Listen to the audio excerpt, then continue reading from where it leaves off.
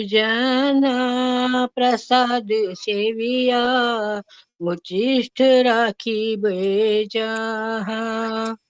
तव निज जाने प्रसाद सेविया उचिष्ट राखिब जाहा। हमारे भोजन परम आनंदे प्रतिदिन बेता। अमर भुजाने परम आनंदे प्रतिदिन बेता। दसिया सुइया तुम्हारे चरण चिंते सतत आमी। बसिया शिया तुम्हार चरण चिंतिब सतत आमी। नाचिते नाचिते निकट जाइबो जखन डाकिबे तुमी।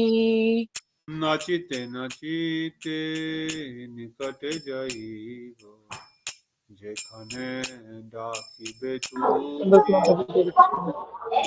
निजेर पोषण कबो न भाविबो रहिबो बावेर बरे। निजेर पोषाने गबन भविब रहिब बावेर बरे। भक्ति विनोद तुम्हारे पालक बलिया वरन करे। भगति विनोद तमार पलक बलिया वारन करे। सर्व सतोमा चरण सौंपिया हरे की तुम्हारे गरे। सर्वस्व तुम्हारे चरण सपिया पड़े तुम्हार लारे। तुम्ही तो ठाकुर तुम्हार कुकुर भलिया जान हमोरे। तुम्हें तो ठाकुर तुम्हारा कुकुर बोलिया जाना हमोरे। जय भक्ति विनोद ठाकुर भक्ति विनोद भक्ति विनोद ठाकुर भक्ति विनोद। जया भक्ति विनोद ठाकुर भक्ति विनोद भक्ति विनोद ठाकुर भक्ति विनोद। जय राधे जय कृष्णा जय राधे जय जय श्री कृष्ण। जय राधे जय कृष्ण जय राधे जय श्री कृष्ण। हरे Krishna Krishna Krishna Hare Hare Hare Ram Ram Ram Hare Hare. Hare Krishna, Krishna Krishna, Hare Hare, Hare Rama, Hare Rama, Rama Rama, Hare हरे Krishna Krishna Krishna Hare Hare Hare Ram Ram Ram Hare Hare. Hare Krishna, Krishna Krishna, Hare Hare, Hare Rama, Rama Rama, Hare Hare. हरे Krishna Krishna Krishna Hare Hare Hare Ram Ram Ram Hare Hare. Hare Krishna, Krishna Krishna, Hare Hare Ram Hare Hare. हरे कृष्ण प्रभु जी। अनुवाद भी पढ़ रहे हैं। हाँ, अनुवाद कर लीजिए। हे प्रभु, मैं अपना सर्वस्व आपके श्री चरणों में समर्पित कर आपके घर में शरण पड़ा हुआ हूँ। कृपया आप मुझे अपना कुत्ते दास के रूप में स्वीकार करें। आप मुझे अपने निकट बांधकर पालेंगे। मैं आपके घर के दरवाजे पर रहकर प्रतिकूल लोगों को अंदर नहीं आने दूंगा तथा उन्हें आपके घर से बहुत दूर भगा दूंगा। आपकी निर्जन प्रसाद सेवा कर जो उचिष्ट रख देंगे, प्रतिदिन मैं आनंद पूर्वक उसी को ग्रहण करूंगा। मैं सोते बैठते हुए निरंतर आपके श्री चरणों का स्मरण करता रहूंगा तथा जब आप मुझे बुलाएंगे तो मैं आनंद से नाचते नाचते आपके निकट जाऊंगा। श्री भक्ति विनोद ठाकुर जी कहते हैं, हे प्रभु, मैं अपने जीवन निर्वाह की चिंता न कर सदा भाव विभोर रहूंगा, क्योंकि मैंने आपको ही पालक के रूप में वर्ण किया है। हरे कृष्ण। बहुत सुंदर। हरे कृष्णा। दंडवत प्रणाम सबको। ये सुंदर भजन माता तुलसी माता ने गाया। भक्तिनोद ठाकुर का प्रार्थना है, जिसको शरणागति का भजन कहते हैं, कि विनम्रता के भावना में, विनम्रता के भाव में श्री भक्तिनोद ठाकुर प्रार्थना कर रहे हैं कि मैं सब कुछ आपके चरणों में समर्पित कर दिया हूँ और आपके ही घर में रह रहा हूँ। ये घर मेरा नहीं है, ये घर आपका है। मैं तो केवल इस घर का रक्षक भी नहीं, मैं तो केवल आपका एक दास हूँ, एक कुत्ता हूँ। घर के मालिक आप है और मुझे अपना कुत्ता समझ करके अपने पास रखिए। मुझे अपने चरणों में शहरा दीजिए, मुझे आपके समीप बांध के रखिए। जिस प्रकार कुत्ते को बांध के रखा जाता है, पालतू कुत्ते को विशेष रूप से, भक्तिनोद ठाकुर कहते हैं मैं आपका पालतू कुत्ता हूँ, मुझे आप अपने चरणों में रखिए, मुझे मेरा पालन कीजिए और मैं कुछ मांगूंगा नहीं। मैं आपके द्वार पर खड़ा रहूंगा, मैं दरवाजे पे ही बाहर खड़ा रहूंगा। और जो अनुकूल है, जो भक्ति परायण भक्त है, उनको अंदर भेजूंगा, और जो भक्ति विरोधी है, जो प्रतिकूल लोग है, उनको अंदर ही नहीं आने दूंगा। मैं उनको दूर रखूंगा, घर से, दरवाजे से दूर रखूंगा। और मैं कभी कुछ मांगूंगा नहीं। तब निज जने प्रसाद सेविया उचिष्ट राखी बेजाहा।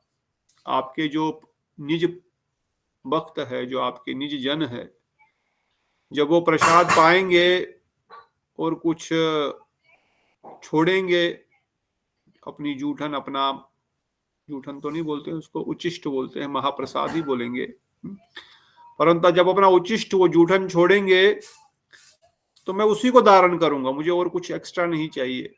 बड़े आनंद से मैं उसी चीज को धारण करके उसी को अपना जीवन मानूंगा और आपके चरणों में रह करके निरंतर आपका ही चिंतन करूंगा, आपकी ही सेवा करूंगा और नाचते नाचते आपके पास आऊंगा।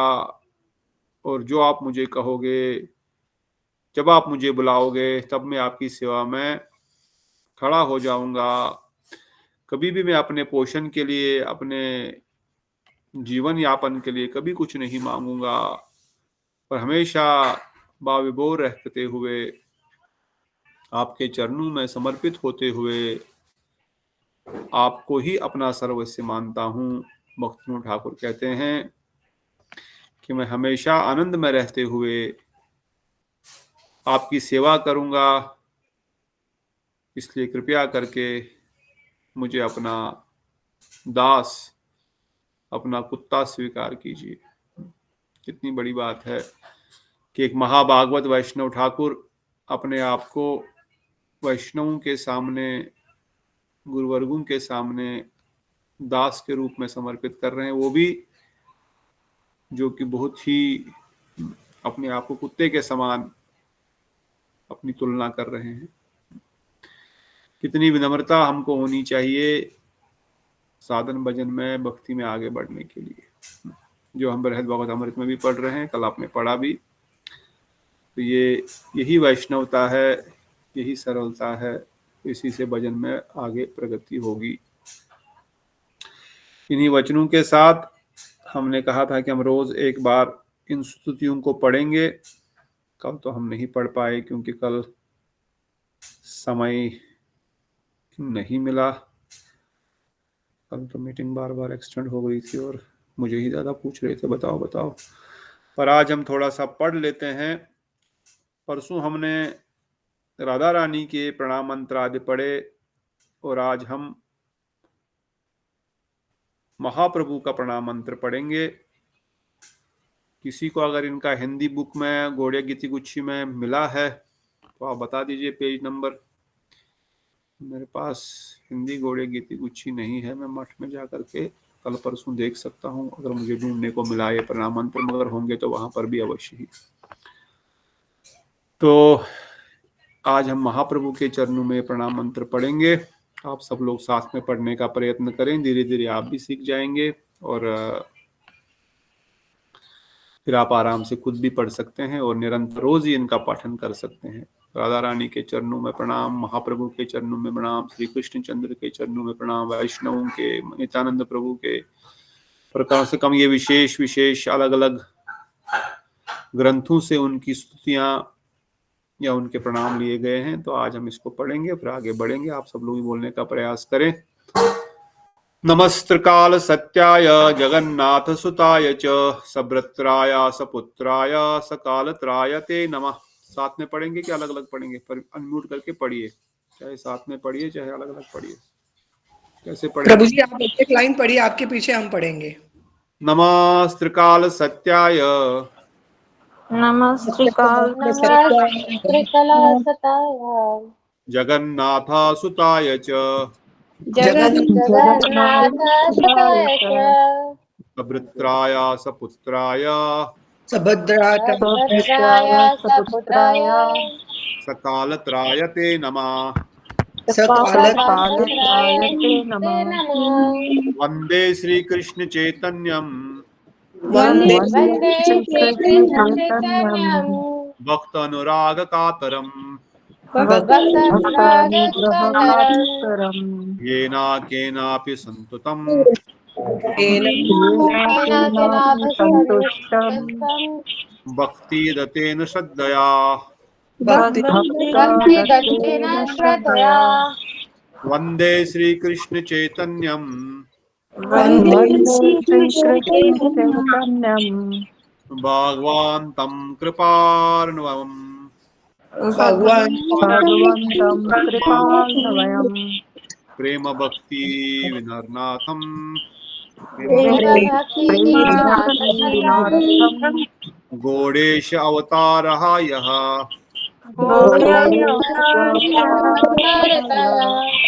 विश्वम्भराय गौराय चैतन्या महात्मने शचीपुत्राय मित्राय लक्ष्मी सयस नमो नमः।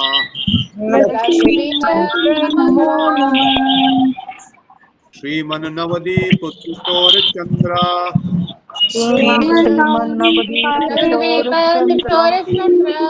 हे नाथ विश्वम्बर नागेंद्र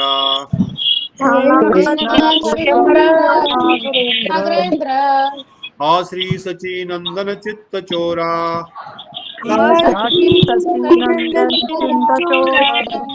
प्रसीद हे विष्णु प्रियेश गौरा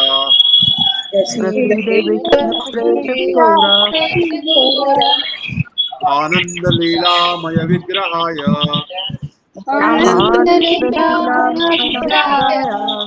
हिम्बाव दिव्या छवि सुंदराय हिमाभ्यादिव्याक्षविसुन्दराय तस्मै महाप्रेम रसप्रदाय तस्मै तस्मै महाप्रेमरसप्रदाय चैतन्य चंद्राय नमो नमस्ते चैतन्यचन्द्राय नमो नमस्ते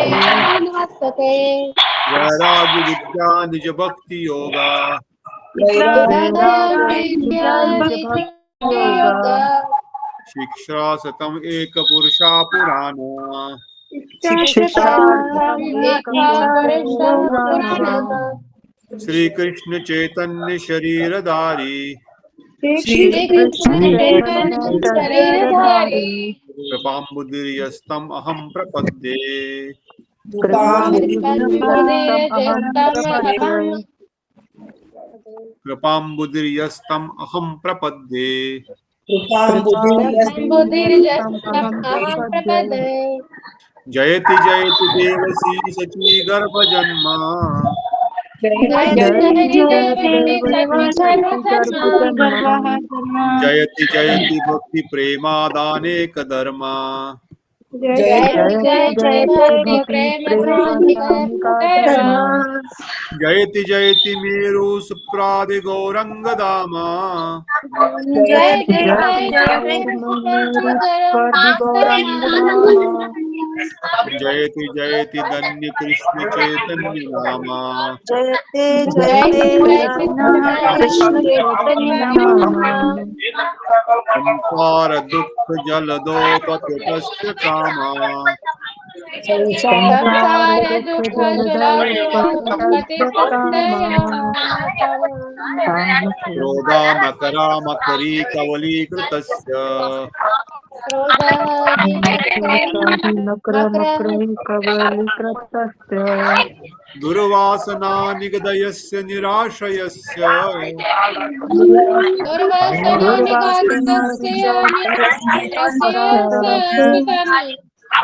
चैतन्य चंद्र मम देहि पदावलंबन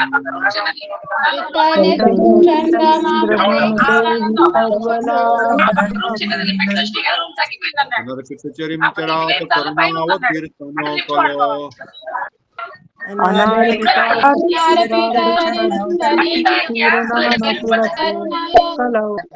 सम्यर्प्याप्तिम उन्वत उज्ज्वल रसा सौदक श्रीशयम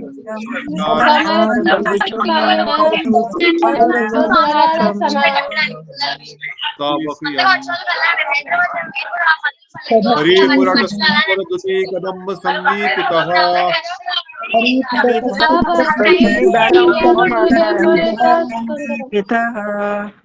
सदा हृदय कंदरे सुकृतिवास चिनंदन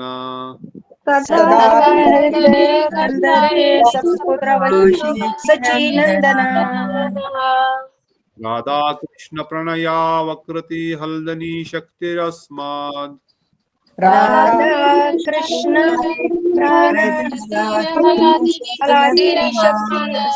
एका मनवे अपि भुवि पुरदेह भेदं गतौ तौ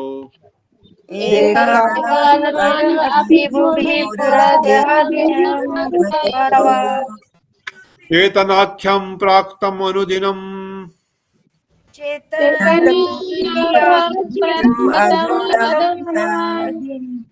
तद्वन्दं चक्यम् अपतम्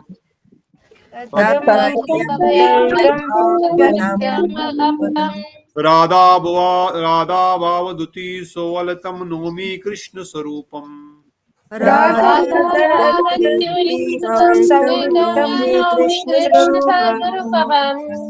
श्री राधा प्रणया महिमा कृदिशो वावनीय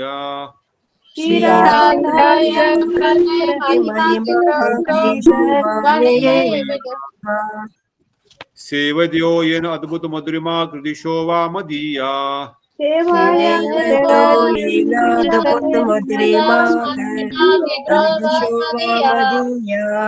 तोख्यं च सम्मदनुभावात् कृदिश्यं वेति लोभात्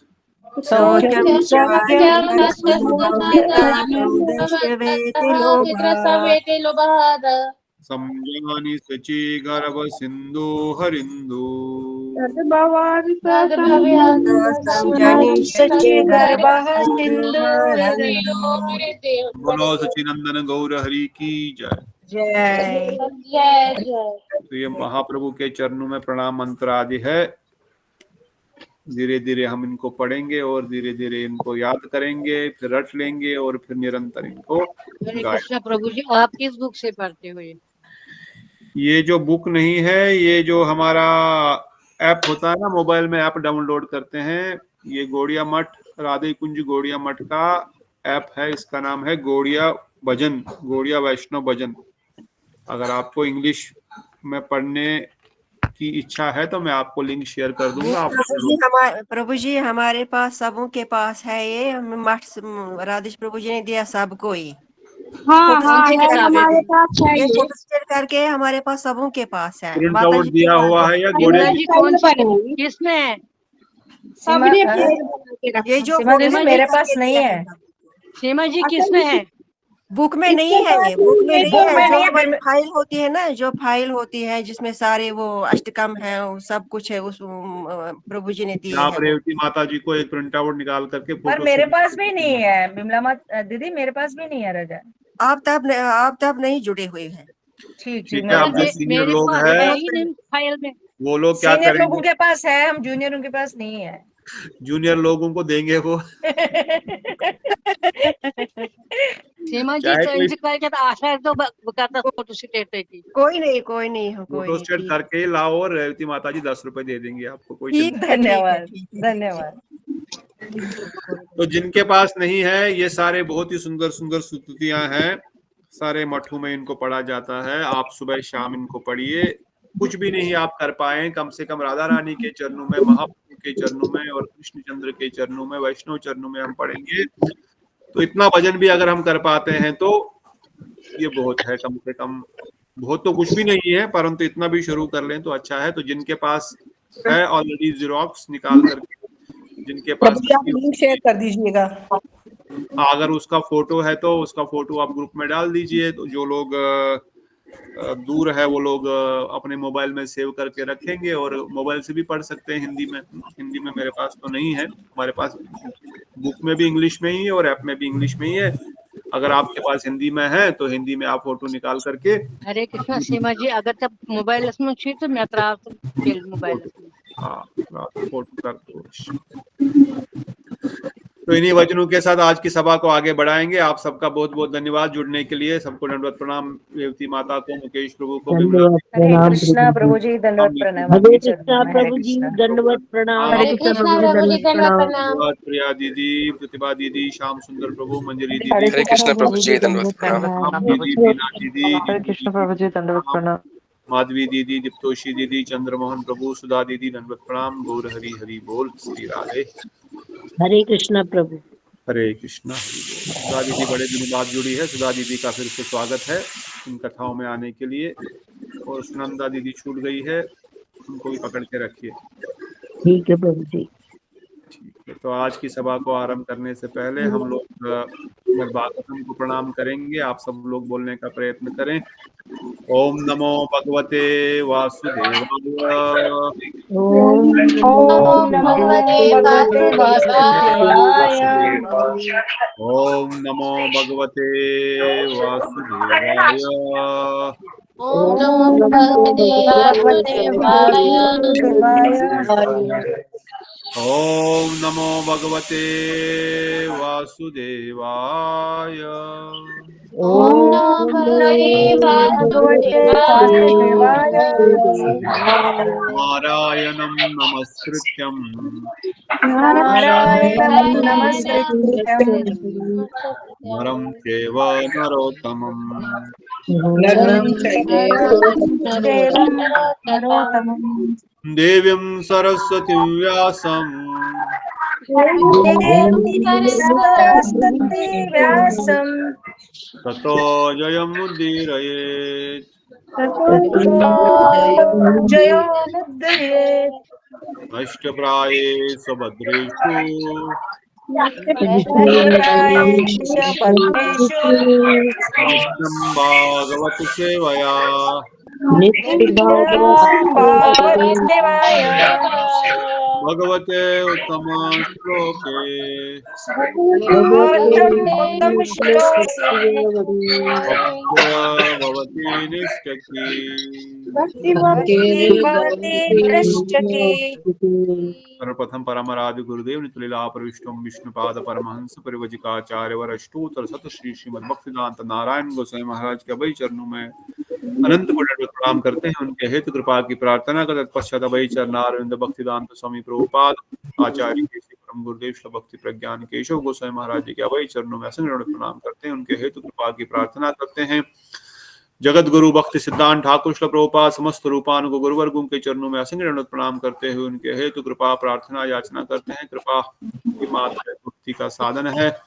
हम पर कृपा करके अपनी कृपा भक्ति अपनी दयालुता का पहचान करा दीजिए। हम पर कृपा कीजिए। हे वैष्णव ठाकुर, हे गौर नित्यानंद प्रभु, हे अद्वैत ठाकुर, हे गदाधर पंडित, हे श्रीवास ठाकुर, आप कृपा करके हम सब पर कृपा करें। आप कृपा करके ही कृपा करें। हे राधा गोविंद ललिता विशाखा जू समस्त अपने गनु में हमारा भी नाम लिख लीजिए। निज गण गण नाम विदेही। और विशेष रूप से सनातन गोस्वामी जी के चरणों में असंख्य प्रणाम करते हुए उनसे प्रार्थना करते हैं इस ग्रंथ के मर्म को हम हृदय में धारण कर सके और इस पे चल सके और इसके अनुभूति कर सके, ताकि हम भी भक्ति मार्ग में आगे बढ़ सके। भक्त वृंद सभी भक्तों को एक बार फिर से भी अपनी कृपा वर्षा बनाए रखें, बरसाए रखें। आप सब भक्तों को एक बार फिर प्रणाम हो, स्वीकार हो। तो हम लोग सुन रहे हैं, पढ़ रहे हैं, अध्ययन कर रहे हैं बृहद भागवतामृत द्वितीय खंड पंचम अध्याय। इसका नाम है प्रेम, जहाँ कुमार ने भगवान के माधुर्य का वर्णन किया, उन्होंने गोलोक धाम की महत्व का वर्णन किया, फिर उन्होंने उनका गुणगान किया। तो नहीं बोल रहे, म्यूट पे चले जाए। कौन अनम्यूट है? कहाँ से आवाज आ रही है? पता नहीं। I have to mute. सुधा दीदी, वो वहां से आवाज आ रही है। ओके, ठीक है, म्यूट कर दिया उनको।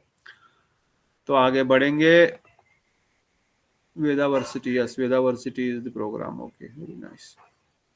तो हम लोग आगे सुन रहे हैं गोप कुमार जी को नारद मुनि वर्णन कर रहे हैं किस प्रकार से वृंदावन धाम का महत्व है। भगवान कृष्ण की वृंदावन लीलाओं का गुणगान कर रहे हैं। भगवान के रूप, भगवान के गुण, भगवान की लीलाओं का और भगवान की वेणु का गुणगान कर रहे हैं। अर्थात जो विशेष चार माधुर्य केवल वृंदावन में ही है, वेणु माधुर्य, रूप माधुर्य, लीला माधुर्य और प्रेम माधुर्य, इन सब का गुणगान कर रहे हैं। और विशेष रूप से आगे वर्णन करते हैं कि गोलोक वृंदावन धाम जाने के लिए कृष्ण प्रेम को प्राप्त करने के लिए क्या विधि है। क्योंकि गोप कुमार का संबंध उन्होंने पहले ही कहा, आप कृष्ण सखा है, ब्रजेंद्र नंदन के सखा है, इसलिए इस जगत में तो उन ब्रह्मांड के किसी भी कोने में, उन वैकुंठ में भी आप सुखी नहीं हो पाएंगे। क्योंकि जो जिस व्यक्ति का स्वरूप है, उस स्वरूप को प्राप्त होकर के ही वो संतुष्ट हो पाएगा, सुखी हो पाएगा। इसलिए चूंकि आपका स्वरूप गोलोक वृंदावन धाम का है, कृष्ण के सखा आप है, इसलिए गोलोक वृंदावन धाम ही में आप पूर्ण आनंद को प्राप्त कर पाएंगे। और वहीं पर ब्रजेंद्र नंदन श्री कृष्ण ने अपने पूर्ण सौंदर्य को प्रकाशित किया है, अपने पूर्ण माधुर्य को प्रकाशित किया है, अपनी पूर्ण करुणा को प्रकाशित किया है। इसलिए उससे बढ़कर कोई दूसरा स्थान भी नहीं और कोई दूसरा धाम भी नहीं और कोई दूसरा भगवान का रूप भी नहीं, भगवान का स्वरूप भी नहीं। तब जब उद्धव जी से वर्णन करने के लिए कहा गोपियों का, तो वो तो दांतों में घास तिनका लेकर के जमीन पे लोटपोट हो गए और कहने लगे कि मैं क्या बताऊं, मैं तो गोपियों के चरण धूलि का भी वर्णन नहीं कर सकता, मैं तो उनका चरण धूलि के लिए ही वृंदावन में घास बनना चाहता हूं। अपनी विनम्रता को प्रकाशित कर रहे हैं। नारद मुनि भी ये सुन करके एकदम चुप ही हो गए, परंतु गोप कुमार की लालसा को देखते हुए, उनके मुखारविंद पे उस उत्सुकता को देखते हुए और दुख देखते हुए कि ये दोनों ही चुप हो गए, अब मुझे कौन बताएगा वृंदावन जाने का रास्ता, गोलोक वृंदावन धाम की प्राप्ति का मार्ग कौन बताएगा मुझे। तब नारद मुनि ने उद्धव जी का गुणगान करते हुए उनको ब्रज के विशेष परिकरों, विशेष ब्रज की विशेष कृपा पात्र मानते हुए उनका गुणगान किया और कहा कितने विनम्र ये है कि ब्रज गोपियों का इन्होंने संग किया, 6 महीने तक उनका संग किया, जो कि बहुत बड़ा संग है, जो कि कृष्ण ने केवल द्वारिका वासियों में केवल उद्धव जी को ही प्रदान कराया और फिर बड़ी कृपा करके गोप कुमार कहते हैं नारद मुनि ने मेरी लालसा को देखते हुए, मेरी उत्सुकता, मेरी उत्कंठा को देखते हुए अपने मौन को, अपने बाबू का संवरण किया, अपने अंदर छुपा लिया और मुझे फिर बताया गोलोक जाने का एकमात्र रास्ता है, वो है प्रेम। श्री कृष्ण राधा गोविंद की सेवा करने का एकमात्र रास्ता वो है प्रेम। बिना प्रेम कोई भी गोलोक वृंदावन धाम नहीं जा सकता। इसलिए गुरुदेव बार बार कहते हैं कि हमारे जीवन का लक्ष्य क्या है, हमारे जीवन का लक्ष्य क्या है, क्या है हमारे जीवन का लक्ष्य? कृष्ण प्रेम को प्राप्त करना, प्राप्त करना, प्रेम को प्राप्त। हमारा जीवन का लक्ष्य कृष्ण प्राप्ति नहीं है, गोलोक वृंदावन धाम प्राप्ति नहीं है, अयोध्या प्राप्ति नहीं, वैकुंठ प्राप्ति नहीं है, कुछ भी नहीं है। अब सब हमारा लक्ष्य है प्रेम प्राप्त हो जाए, और अगर प्रेम प्राप्त हो जाएगा तो ऑटोमेटिकली ही धाम भी प्राप्त हो जाएगा, धाम निवासियों के साथ भी प्राप्ति हो जाएगी। इसलिए भक्ति का जड़ है प्रेम। अगर प्रेम नहीं है तो आप कितना भी कुछ भी किसी व्यक्ति को दें, उसको उसमें कोई आनंद नहीं आएगा। खुद ही आप अनुभव कीजिए, अगर हम घर में होते हैं, बाहर किसी के घर चले जाते हैं या मठ में जाते हैं, अगर प्रेम के साथ हमारा व्यवहार नहीं किया जाएगा, भले ही वहां पर बढ़िया से बढ़िया पकवान क्यों न बने हो, तो क्या आनंद आएगा उस उधर जाने का? कोई दोबारा जाएगा नहीं। अरे वहां तो व्यवहार ही ठीक से नहीं करते कोई।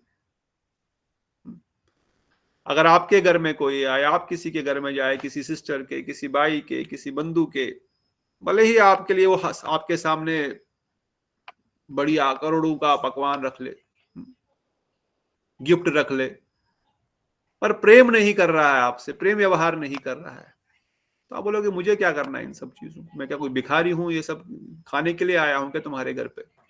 कोई भिखारी हूं क्या? कोई सामान लेने के लिए आया हूं क्या? गिफ्ट मांगने आया हूं क्या? नहीं। हर व्यक्ति इस जगत में केवल प्रेम ही ढूंढ रहा है। इसलिए साधारण दृष्टिकोण से भी गीता भागवत भी वर्णन करता है, गीता में भी वर्णन करते हैं भगवान, जीवात्मा केवल प्रेम ढूंढ रही है। वो प्रेम की तलाश में ही भटक रही है निरंतर, उसको केवल प्रेम ही चाहिए। अब उसको लग रहा है घर से प्रेम मिलेगा, कार से प्रेम मिलेगा, पुत्र परिवार से प्रेम मिलेगा, पति पत्नी से प्रेम मिलेगा, पर वो मिलता नहीं है, इसलिए दुखी होता रहता है। पर ढूंढ सब लोग प्रेम ही रहे हैं इस जगत में, क्योंकि जीव का स्वरूप है, उसको प्रेम ही चाहिए और कुछ नहीं चाहिए। बाकी सब गाड़ी बंगला ये सब कोई काम का नहीं अगर प्रेम नहीं है। आपके पास करोड़ों रुपया भी क्यों ना हो, अगर प्रेम नहीं है क्या करोगे उसको, पैसे को? इवन पैसा भी तब काम आएगा जब किसी के साथ उसको शेयर करेंगे, तो क्या करोगे उसका? इसलिए प्रेम ही सब लोग जगत में ढूंढ रहे हैं और प्रेम ही हमारी खोज है। और गोलोक वृंदावन धाम जाने के लिए भी जो रास्ता है, जो मेन चीज, जो मेन इंग्रेडिएंट है जो हमको चाहिए, वो है प्रेम। इसलिए कोई बिना कृष्ण प्रेम के गोलोक वृंदावन धाम नहीं जा सकता है। अब ये प्रेम की प्राप्ति कैसे होगी, ये प्रश्न हमने परसों सुना था। आपने कल कितने श्लोक पढ़े? चलो ये प्रश्न है, मैंने एक भी नहीं सुना क्योंकि मैं 230 तक 230 कल कितने पढ़े? 3, 4, 5, 6 कुछ ज्यादा? श्लोक तो 11 पढ़े, लेकिन कुछ भी समझ में नहीं आया प्रभु जी। कोई बात नहीं, आगे समझे। मैं सुना ही नहीं क्योंकि मैं इतना हाँ, फंस गया था उस समय कि मैं शुरू किया था हमने, 220 से शुरू किया, 230 तक पढ़ा था। कोई बात नहीं, पर हमने परसों ठीक से डिटेल में सुना। हमने कम से कम इस टॉपिक के ऊपर या इस विषय के ऊपर कम से कम 1 घंटा बताया था, है ना? हाँ जी। कल का तो छोड़ दो, तो परसों का पूछ रहा हूँ। तो परसों प्रेम प्राप्त करने के लिए क्या चाहिए? सबसे पहले तो कृष्ण की प्रचुर कृपा होनी चाहिए। कृष्ण की कृपा चाहिए, बहुत सुंदर, प्रचुर कृपा चाहिए। कृष्ण की कृपा कैसे प्राप्त होगी? जब हम निज गोपियों को हमारी मालकिन मानेंगे, हम अपने आप को उनकी दासियां मानेंगे और उनके साथ। बताइए, पूरा कीजिए, बताइए। कृपा क्रम से। मोहन प्रभु आवाज काट रही है, पूरा बता दो या तो आप। तो हमारी मालकिन है, हम उनकी दासियां हैं। यह भाव से, और यह भाव से जब भी हम भजन करेंगे, साधन करेंगे, और दूसरा है श्री कृष्ण के साथ कुछ लौकिक संबंध बनाएंगे, उनके साथ कोई रिश्ता बनाएंगे। ठीक है, और कोई बोल रहे थे कुछ? मुकेश प्रभु कुछ बोल रहे थे? नीतू दीदी कुछ बोल रहे थे? कुछ बोले थे अहेतु की कृपा और ये क्रम से। अहेतु की कृपा से हो सकता है और साधन क्रम से। ठीक है, बिल्कुल। और कोई कुछ बोल रहे थे?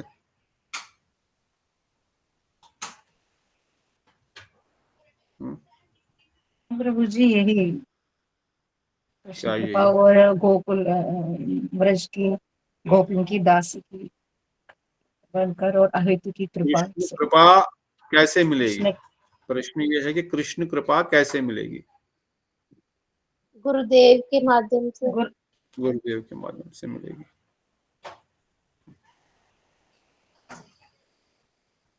बताओ नीतू दीदी क्या बोल रहे थे?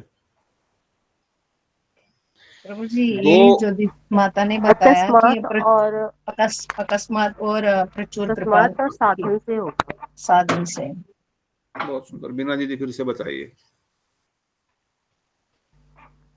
अकस्मात और साधन से। अकस्मात मिलेगी, नहीं तो साधन करने से मिलेगी। फिर प्रश्न आया कि साधन कैसे किया जाएगा? वो जो प्रतिभा दीदी ने बताया उसका उत्तर पहले ही बता दिया। तीसरे प्रश्न का उत्तर दूसरे प्रश्न के उत्तर में बता दिया। दूसरे प्रश्न का उत्तर दूसरा ही है, दूसरे प्रश्न का तीसरा लिखेंगे तो मार्क्स कितने मिलेंगे? 0 प्रभु जी। आप लोग सब टीचर है ना, मैं तो कोई टीचर नहीं हूँ। देखिए, आपने आपको 0 मार्क दे दिया। आपने सही बताया क्योंकि वो दूसरे प्रश्न का ही पार्ट ए और पार्ट बी है, बट वो क्रम गलत हो गया ना, क्रम गलत हो गया। कोई चिंता नहीं, फिर से जाएंगे। मैं इसी पे अटक जाऊंगा, कोई बात नहीं। जब तक हम गोलोक वृंदावन नहीं पहुंचेंगे तब तक हम इसी पे अटकेंगे। कृष्ण प्रेम प्राप्त गोलोक वृंदावन धाम जाने का रास्ता क्या है? गोलोक वृंदावन जाने का मूल क्या है? गोलोक वृंदावन जाने के लिए मूल क्या है? प्रेम, कृष्ण प्रेम प्रभु जी। कृष्ण प्रेम हमारे जाने का कृष्ण प्रेम। ठीक है, बहुत सुंदर। ये कृष्ण प्रेम कैसे प्राप्त होता है? प्रचुर कृपा से प्राप्त होगा प्रभु जी। केवल प्रचुर कृपा से प्राप्त होता है। बहुत सुंदर। ये कृपा कैसे प्राप्त होती है? अकस्मात अगर ब्रजेंद्र नंदन की कृपा हो तभी अकस्मात मिल जाएगा, नहीं तो क्रम से साधना भक्ति से मिलेगा, साधन से मिलेगा। दो रास्ते हैं इसको प्राप्त करने के लिए। साधारण दृष्टिकोण से 2 रास्ते बताए गए या 2 तरीके बताए गए। या तो अकस्मात। अकस्मात क्या होता है? अकस्मात क्या होता है प्रिया दीदी? अचानक से अचानक से भगवान की कृपा होगी अचानक से तो। अचानक से, बिना किसी कारण के। बिना किसी कारण के अचानक तो होगी, पर बिना किसी कारण के होगी। और क्रम से कैसे होता है प्रिया दीदी? क्रम से बताएगी बीना दीदी कैसे होता है, साधन क्रम कैसे होता है? श्याम सुंदर प्रभु बताएंगे फिर।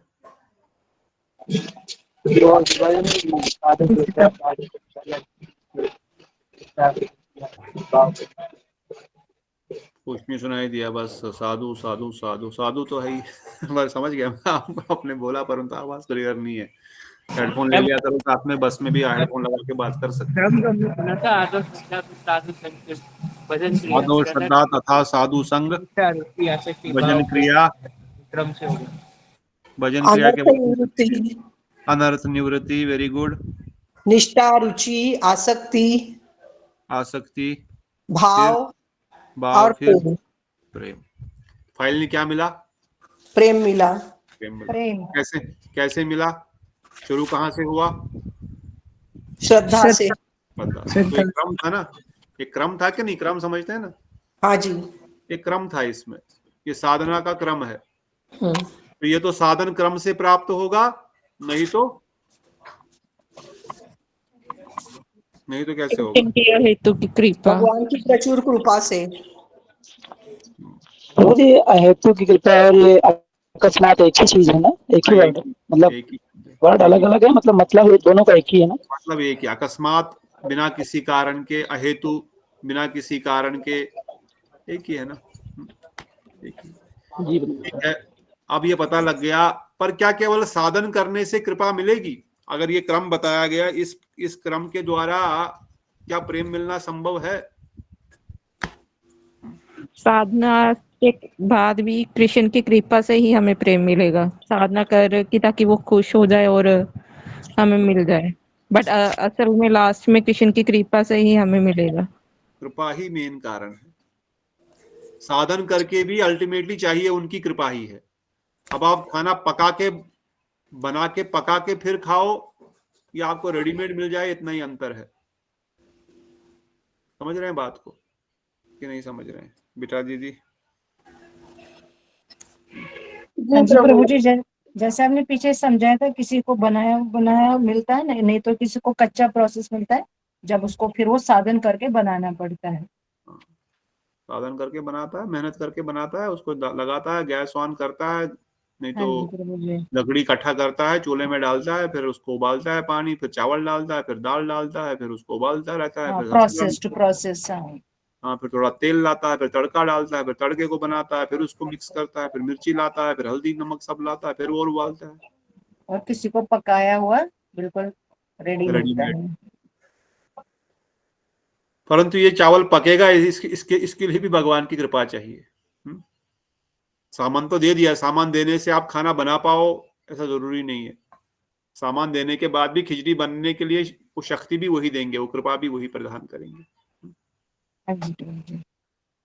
तो ये क्लियर हो गया कि हमको गोलोक वृंदावन धाम जाने का जड़ है कृष्ण प्रेम। कृष्ण प्रेम प्राप्त करने के दो रास्ते हैं। कृष्ण प्रेम प्राप्त करने का एक ही रास्ता है, भगवान की कृपा। भगवान की कृपा दो प्रकार से प्राप्त हो सकती है, या तो बिना किसी कारण के भगवत कृपा होगी, या तो हमको साधन करना पड़ेगा उसके लिए। बिना किसी कारण के होगी, उसके लिए तो हमारा कुछ लेना देना नहीं है, वो जब होगी तब होगी, हम तो कुछ नहीं कर सकते। परंतु हमारे हाथ में साधन है, इसलिए हम साधन अवश्य करेंगे, क्योंकि साधन करते करते उनको हम पर दया आएगी और हम पे कृपा करेंगे, यही हमारी आशा है। इसलिए हमारे हाथ में साधन भजन है, इसलिए हम साधन क्रम को अपनाएंगे। अकस्मात के इंतजार में रहते हुए चुप हाथ पे हाथ धरे नहीं बैठ सकते, इसलिए हमको साधन क्रम करना पड़ेगा, क्योंकि साधन क्रम के द्वारा ही हमको उस कृपा की प्राप्ति होगी। फिर प्रश्न आया था, ये साधन क्रम कैसे करना पड़ेगा? साधन क्रम कैसे होगा, साधन कैसे करना पड़ेगा, ये प्रश्न अगला आया था।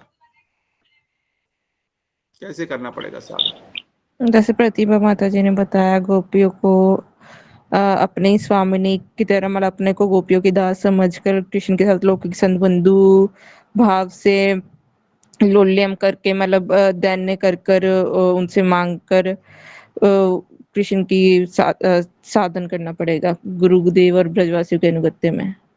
ठीक, वेरी गुड। ऐसे करना पड़ेगा चंद्रमोहन प्रभु जी। चंद्रमोहन माता जी नहीं बताएंगे? मंजरी दीदी बताओ फिर। हरे कृष्ण प्रभु जी।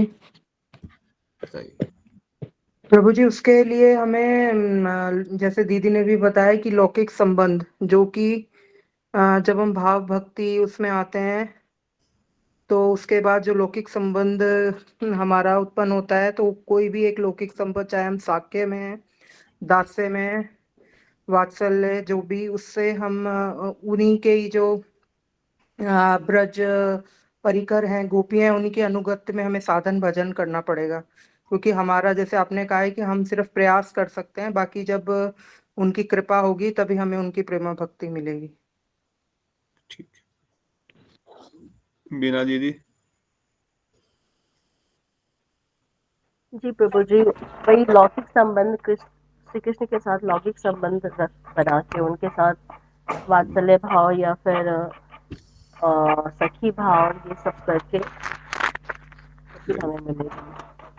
तभी एक्सपर्ट हो रहा है। यही तो गुरुदेव देने आए, जगत में आए। बहुत अच्छा लग रहा है, वेरी नाइस।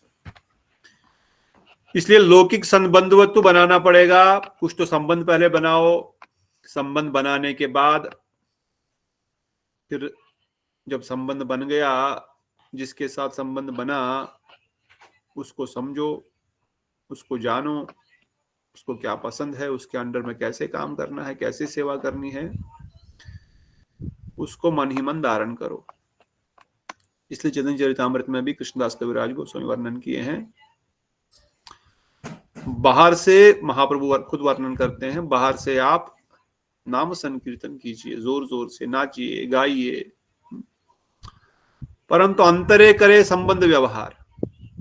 और अंदर से आप संबंध समझ करके उस कीर्तन के मर्म को समझते हुए हृदय में मानसिक सेवा प्रारंभ करें। सबको करना पड़ेगा अपने अपने अधिकार के अनुसार। इसलिए भक्ति रसायन सिंधु में हमने पढ़ा था, सेवा साधक रूपेण सिद्ध रूपेण चात्रहि। क्या था इसका अर्थ मोहन प्रभु, श्याम सुंदर प्रभु, माधवी दीदी? सेवा साधक रूपेण सिद्ध रूपेण चात्रहि। हमें सेवक वैसे होना चाहिए चातक पक्षी की तरह, जो सिर्फ सावर के पानी से ही अपनी प्यास बुझाता है। नहीं, सावर नहीं, किसी पर्टिकुलर स्वाति नक्षत्र के पानी से ही प्यास बुझाता है। हमें वैसा ही होना चाहिए। हमारी साधन बड़ी ही उस प्रकार की होनी चाहिए। बहुत सही पॉइंट है। परंतु जो मेरा प्रश्न था दूसरा था कि सेवा साधक रूपेण सिद्ध रूपेण चात्रहि। रूप गोस्वामी ने वर्णन करना है, किया है, सेवा जो करनी है साधन साधक रूपेण, जो हमको साधना करनी है वो साधक के रूप में करनी है। सिद्ध रूपेण चात्रहि। ये प्रश्न कौन उत्तर देगा? फाइनली शिवानी दीदी ही देगी। बताइए शिवानी दीदी। नहीं, शिवानी दीदी भी नहीं। प्रभु जी वही है कि हमें बाहर से साधक के रूप में साधना करनी चाहिए और अंदर में सिद्ध रूप में मतलब मानसिक सेवा करनी चाहिए, जैसे रूप मंजरी के अनुगत्य में राधा कृष्ण की। कैसे करना है? जैसे हम जे क्रम सुन रहे हैं, गुरुवर्ग के अनुगत्य में बाहर रूप से श्रद्धा निष्ठा, मतलब ये सब पॉइंट, हरि नाम वगैरह करना, मंदिर मार्जन करना, ये सब कुछ करना, पूजा अर्चना, बाहर हमें अपने बाहर रूप में साधक के रूप में करनी चाहिए। जो साधना करनी है एक साधक देह में। साधक देह कैसे? जैसे रूप गोस्वामी क्या साधना कर रहे हैं? सनातन गोस्वामी क्या साधना कर रहे हैं? वो सिद्ध महापुरुष है कि नहीं है? है प्रभु जी। क्या साधना कर रहे हैं? हरि नाम कर रहे हैं, भक्ति ग्रंथों का प्रकाश कर रहे हैं, उनको लिख रहे हैं, बाकी मंदिरों का कर रहे हैं प्रकाश। पूर्वक नाम गान नित्य कालावसानी कृतो निद्राहार विहार कादि विजितो चातंत्यो दीनो चयो। है कि नहीं? पढ़ते हैं कि नहीं षड गोस्वामी अष्टकम में? संख्या पूर्वक नाम गान नितबी, क्या अर्थ है इसका? क्या अर्थ है इसका मोहन प्रभु? अर्थ बता दो। नाम जप है वो स्पेसिफिक नंबर में, जो 32 से 16 माला, 32 से 64 माला, उसी नंबर से करना। 64 माला, 108 माला, जो भी है, संख्या पूर्वक क्या करते हैं? नाम। और क्या करते हैं? क्या करते हैं? और कालिंदी दीदी क्या बताया? संख्या पूर्वक नाम गान नितबी, क्या अर्थ है इसका? ये तो सिंधी शब्द ही है ना। बताओ बीना दीदी बताएंगे। हिंदी तो आप जानते हैं। संख्या पूर्वक नाम गान नितबी, नहीं? नाम गान भजन कीर्तन होगा प्रभु जी, डेली नाम करेंगे, नाम जप करेंगे और गान करेंगे, कीर्तन करेंगे। हाँ, मतलब जो अपना सारा समय संख्या पूर्वक नाम करने में। नितबी मतलब नित्य क्या होता है? डेली। कालावसानी कृतो, सुबह शाम मतलब जितना जो भी समय मिले, पूरा समय। तो क्या करते हैं? वो भी बाहर से नाम जप करते हैं, नाम जप करते हैं, संकीर्तन करते हैं, दंडवत प्रणाम करते हैं। रघुनाथ दास गोस्वामी रोज दंडवत प्रणाम करते हैं। कितने दंडवत प्रणाम करते हैं रघुनाथ दास गोस्वामी रोज? Can't you imagine? 1 लाख में भी। Can't even imagine को कितनी बार दंडवत प्रणाम करते हैं। वैष्णवों को दंडवत प्रणाम, 100 दंडवत प्रणाम, फिर दाम को दंडवत प्रणाम, सभी विग्रहों को दंडवत प्रणाम, 100 बार, 100 बार, 100 बार सबको खड़े हुए प्रणाम किया। हे वैष्णव ठाकुर, कभी प्रणाम, कभी करो प्रयास। पंचकोनी का प्रयास करो, 11 ही प्रयास करो। गुरुदेव के लिए खड़े हो गए, प्रणाम किए, हे गुरुदेव आपको प्रणाम। फिर से खड़े हो गए, हे प्रभुपाद जी आपको प्रणाम। फिर से हे परम गुरुदेव आपको प्रणाम। फिर से बैठ गए, हे परमेश्वर गुरुदेव, हे जगत गुरु भक्तिदान प्रभुपाद आपको प्रणाम। गुरु परंपरा, फिर बाबा जी महाराज, भक्तिविनोद ठाकुर महाशय, जगन्नाथ दास बाबा जी महाराज। कम से कम अपने 7-8 गुरु परंपरा को एक प्रणाम करो। खड़े होकर बैठ करके हालत खराब हो जाती है। परंतु वो क्यों कर रहे हैं? क्योंकि वो शिक्षा दे रहे हैं कि किस प्रकार से संख्या पूर्वक साधन भजन करना है। ऐसा नहीं कि कुछ हम तो महाभागवत है, हम मानसिक रूप से राधा गोविंद की निरंतर लीला स्मरण कर रहे हैं, दर्शन होता है कि नहीं होता है उनको?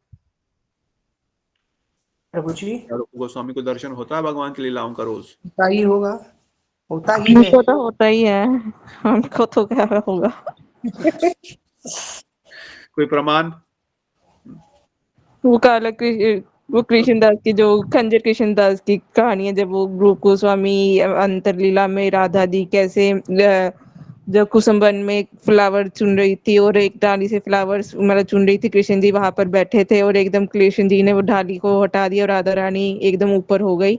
तो ये देखकर वो हंस पड़े। और कंजर कृष्णदास जी उधर से जा रहे थे, उनका शेर की आकृति टेढ़ी मेढ़ी थी, तो उनको लगा कि रूप गोस्वामी उनको देखकर हंस रहे हैं, तो है ना। ठीक है, वो अपराध पॉइंट को अलग रखते हुए कि वो मन ही मन उनको सारा दर्शन हो रहा है कि नहीं हो रहा है। जगन्नाथ दास बाबा जी महाराज क्या कर रहे हैं? अपने कुटिया में बैठ करके डंडा मार मार के जमीन पे, दूर हटो, दूर हटो। किसको बोल रहे हैं दूर हटो? बकरी को वृंदावन में बकरी तुलसी खा रही थी। और बाबा जी महाराज कहाँ बैठे हैं? नवदीप नवदीप कितना दूर, वृंदावन कितना दूर। तो निरंतर उनका नाम गान, भगवान के ठाकुर का निज नाम का दर्शन हो रहा है कि नहीं हो रहा है? पर बाहर से क्या कर रहे हैं बाबा जी महाराज? माला जप, ध्यान, सिमरन। कोई बाहर का कुछ खाना नहीं, या गंगा जी की मिट्टी में मिला करके, कोई रसगुल्ला भी दे मिट्टी में मिला करके थोड़ा सा लेंगे, बाकी कुत्तों बिल्लियों को खिला देंगे। तो पॉइंट कहने का खाली इतना है कि साधन साधक रूपेण, एक साधक शरीर में जो आपका शरीर मिला है साधक का, इसमें साधना करना पड़ेगा। इसमें साधन ऐसे ही करते रहो। बाहर से कोई गोपी का श्रृंगार करके नहीं आएगा, आप में गोपी बन गई, लिपस्टिक लगा लिया, कपड़े पहन लिए, नृत्य करने लगा तो हम गोपी है, हम तो मंजरियां हैं जी। नहीं, साधक साधन साधक रूपेण, साधक के रूप में रहो। नाम करो, सेवा करो, मंदिर मार्जन करो, झाड़ू मारो, पोछा मारो, बर्तन दो, कुकिंग करो मठ में जाकर के, ये साधन करो। घर में करो ठाकुर जी की सेवा, अभिषेक करो, रोज भोग लगाओ, रोज उनको पुष्प चढ़ाओ, रोज अर्चन करो, मंदिर को अपने साफ रखो, जो भी है रोज अपनी साधना करते रहो शरीर के रूप दृष्टिकोण से। पर अंदर से जो बताया अभी गोप कुमार ने, गोप कुमार को नारद मुनि ने, अंदर से मानसिक रूप से अपने आप भगवान के साथ संबंध स्थापित करो। अंदर से संबंध, बाहर तो कृष्ण है नहीं कि हम विवाह कर लेंगे या पुत्र उन गोद ले लेंगे, चलो कोर्ट में जाकर के हम आपको गोद ले लेते हैं अपना। वो तो अंदर की भावना है, वो तो अंदर से करना पड़ेगा। इसे बताया गया अंदर से संबंध स्थापित करो पहले, हृदय से, अपने मन से। हे भगवान, हे नारायण, हे राम, हे कृष्ण, हे Govind, whatever, whoever is your, जिसके प्रति भी आपका भावना है।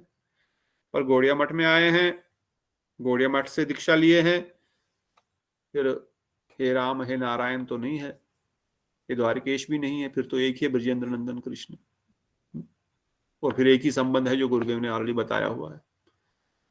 आप मेरे स्वामी हैं, मेरी राधा ठकुरानी मेरी स्वामिनी के स्वामी है, उनके प्रियतम है, यही मेरा संबंध आपसे है, यही मेरा संबंध राधा रानी से, और मुझे अपनी सेवा में ले लीजिए। आंतरिक रूप से सरेंडर हो गया मन से, उनकी अनुगति में रह करके संबंध भी बन चुका है, और संबंध में सेवा भी बन चुकी है, दोनों हो चुका है ऑलरेडी। और अपना साधन अंदर से करते रहे, बाहर से भी करते रहे, यही क्रम है, यही क्रम साधना है। अब ये अंदर से जो मन से हमने मान के रखा है, इसका दर्शन कब होगा ये उनकी कृपा पे निर्भर है। पर हम बाहर से साधना कर रहे हैं, रट रहे हैं, हे गोविंद हे गोविंद, हे कृष्ण, हे राधा गोविंद गोविंद, हे नित्याय गौर नित्याय गौर, रट रहे हैं। कभी तो कृपा करेंगे, कभी तो दर्शन साफ दिखेगा। अभी तो बस बोला है हमने, थ्योरेटिकली बोला हुआ है। अनुभव कब होगा कि सच में मेरे संबंध उनसे हैं? जब वो कृपा करेंगे। पर उसके लिए क्या करूंगा? उसके लिए बार बार नाम पुकार, जो बोला गया, नित्य नाम गान नित्य भी, रोज नाम करो, रोज कीर्तन करो, रोज कथा सुनो, रोज कथा सुनो, यही करूंगा। इसलिए वो करते रहना है। क्लियर यहां तक? Any doubt? कोई डाउट किसी को है कि नहीं है? डाउट नहीं हो तो सबको उत्तर देना पड़ेगा। और फिर आपने कल पढ़ा, यही पढ़ा था ना 221 से, कि वह प्रेम कर्म ज्ञान और योग आदि साधनों से बहुत दूर रहता है, क्योंकि वह अन्य किसी साधन की अपेक्षा नहीं रखता, एकमात्र ध्यान ही उस प्रेम का मूल है। अब जो ये साधन करता है, वह साधन उसने ब्रज में श्री कृष्ण की प्रिय, फिर अगला क्वेश्चन आया था, वो साधन कहाँ करना पड़ेगा? वो साधन करने के लिए सर्वोत्तम स्थान कौन सा है? वृंदावन धाम। वृंदावन धाम। और वहां पर जाने से क्या होगा? वहां पर जाके एकांत में बैठ के भजन करना पड़ेगा। उससे क्या लाभ होगा? भक्ति में वृद्धि और कृष्ण प्रेम। तभी तो भक्ति बढ़ेगी, एक निष्ठ भक्ति हो जाएगी। दो चीजें होंगी उससे, तब बताया। एक बताया, निश्चित ही आपको कृष्ण प्रेम की निश्चित, गारंटेड, गारंटी चाहिए, अति शीघ्र प्राप्त होगा, बहुत जल्दी प्राप्त होगा, और शीघ्र ही प्राप्त हो, अति शीघ्र प्राप्त होगा। अगर जल्दी चाहिए आपको, अपना पैसा जल्दी डबल करना है, तो फिर ये प्रोसेस, इसमें पैसा लगाओ भाई। अगर बहुत समय तक टाइम वेस्ट करना है तो फिर बैंक में रखे रहने दो, चढ़ेगा 1-1 रुपया। अगर निश्चित रूप से भगवत गोलोक वृंदावन धाम जाना है, और अगर शीघ्र जाना है, इसी जन्म में जाना है, तो फिर भगवान कृष्ण की प्रिय क्रीड़ा भूमि ब्रज में ही जाकर के भजन करना पड़ेगा। मिलेगा तो यहां पर भी, पर टाइम लग सकता है। परंतु वृंदावन में जाने से दो चीजें तो गारंटी है। कौन सी दो चीजों की गारंटी है? अतिशीघ्र बहुत जल्दी मिलेगा और निश्चित रूप में ही मिलेगा। अतिशीघ्र मिलेगा, जल्दी मिलेगा और निश्चित रूप में मिलेगा। और फिर बताया गया कि वह प्रेम कर्म, ज्ञान और योग के साधनों से दूर है। कर्म कांड के द्वारा वो प्रेम प्राप्त नहीं हो सकता। मैं कोई यज्ञ कर लूंगा तो उससे मिल जाएगा, ये तो कर्म कांड है। मैं कोई पूजा अनुष्ठान करूंगा, सत्यनारायण की पूजा रख लूंगा घर पे आकर के, तो वो मुझे प्राप्त होने वाला है। वो मैं बहुत अच्छे कर्म करूंगा, हॉस्पिटल खोल दूंगा, वृद्धाश्रम खोल दूंगा, 50 करोड़ लोग जान दूंगा, 1 करोड़ अस्पताल खोलूंगा, तो मुझे कृष्ण प्रेम प्राप्त होगा? बोला नहीं, वो कर्म से दूर है, वह ज्ञान से भी दूर है। ये शुष्क ज्ञान, ब्रह्म सायुज्य ज्ञान से वो दूर है, जो हम पहले सुन चुके हैं। 2 प्रकार का ज्ञान, ब्रह्म एक ज्ञान, जीव ब्रह्म एक ज्ञान है, और दूसरा है जीव का भगवत संबंधी ज्ञान। ये ब्रह्म एक ज्ञान से वो परे है। जो ब्रह्म एक ज्ञान में पड़े रहते हैं, अहम ब्रह्मस्मि, सर्वम खलिदम ब्रह्म, हम सब भगवान हैं, हम सब भगवान बनेंगे, इस प्रकार के ज्ञान से वो दूर है, शुष्क ज्ञान से भी दूर है। और दूसरा, वह भगवान की भगवत्ता का ज्ञान भी उस प्रेम को प्राप्त नहीं कराएगा। एक तो मैं और भगवान एक हो जाएंगे, हम ही भगवान बन जाएंगे, हम ही मुक्ति अवस्था में भगवान को प्राप्त होंगे, या भगवान हम ही ब्रह्म बन जाएंगे, ये ज्ञान बहुत दूर है। और भगवान की भगवत्ता के बारे में भी बुद्धि रखते हुए उनका भजन करना, उसको भी प्राप्त नहीं होने वाला। क्योंकि पहले ही बताया गया, ऊपर ही हमने सुना कि आपको लौकिक संबंधत्व बनाना पड़ेगा। लौकिक संबंधत्व, लौकिक संबंध बनाने के बाद ज्ञान थोड़ी उसके ऊपर हावी होता है। लौकिक संबंध में तो संबंध की प्रधानता होती है कि ज्ञान की प्रधानता होती है? इसकी प्रधानता होती है, संबंध की होगी। और जो भाव से हम वो संबंध जुड़ेंगे, वो भाव में जो हम प्रेम प्रतीत करेंगे, उससे होगी। प्रेम की प्रधानता होगी ना, क्यों ऐश्वर्य की होगी? अगर मेरा बेटा है, आपका बेटा प्रधानमंत्री है, तो प्रधानमंत्री होने के बाद क्या वो अपनी माता को बोलेगा, ए तुम मेरे पैर छुओ? नहीं, क्या वही माता के पैर छुएगा जा करके? क्योंकि प्रेम की प्रधानता है। अगर कोई बहुत बड़ा अफसर है ऑफिस में, घर में जाकर के क्या वो बच्चे को बोलता है मैं बहुत बड़ा अफसर हूं, तो मेरे पास मत आना, दूर खड़ा रहना, मुझे नमस्कार करना, मुझे सल्यूट मारना? ऐसा होता है क्या? वो ज्ञान उसको वो ऐश्वर्य उसके खत साइड में। तो भगवान जब पहले ही बताया, भगवान के साथ संबंध बनाओ, फिर मेरा संबंध की प्रधानता उसमें भगवान की भगवत्ता के ज्ञान की प्रधानता नहीं रहेगी। इसलिए ज्ञान कर्म आदि अनावृतम, उत्तमा भक्ति का श्लोक का है। अभिलाषिता शून्यम ज्ञान कर्मादि अनावृतम अनुकूल्यं कृष्णानुशीलनं भक्तिरुत्तमा। Okay, very good. और कौन बताएगा ये श्लोक?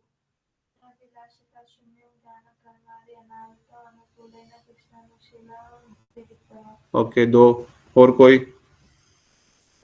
अन्याभिलाषिता शून्यम ज्ञान कर्मादि अनावृतम अनुकूलेन कृष्ण अनुशीलनम भक्तिरत्तम। Very good. 3 और कोई? भक्ति की डेफिनेशन। प्रभु जी, अन्याभिलाषिता शून्यम ज्ञान कर्मादि अनावृतम अनुकूलेन कृष्ण अनुशीलनम भक्तिरुत्तम। पहले आंसर नहीं करने के लिए सॉरी प्रभु जी, थोड़ा बिजी थी। हम लोग बिजी तो रहते हैं, साथ साथ आए लो, मैं भी कल फंस गया था बुरा। ठीक है, वेरी नाइस। तो ये अभिलाषिता शून्यम ज्ञान कर्म आदि अनावृतम, भक्ति ज्ञान कर्म से ढकी हुई नहीं रह सकती। जब संबंध बना दिया तो ज्ञान कहां से? भगवान की भगवत्ता का ज्ञान भी साइड में रखो, राय रामानंद संवाद को याद करो। और योग के द्वारा भी नहीं होगा। मैं अष्टांग योग करूंगा, एक सर पे खड़े हो जाऊंगा, एक टांग पे खड़े हो जाऊंगा, प्राणायाम करूंगा, दान धारणा करूंगा, ऐसे भी नहीं होने वाला। इसलिए बताया गया वो प्रेम कर्म ज्ञान और योग के साधनों से बहुत दूर रहता है।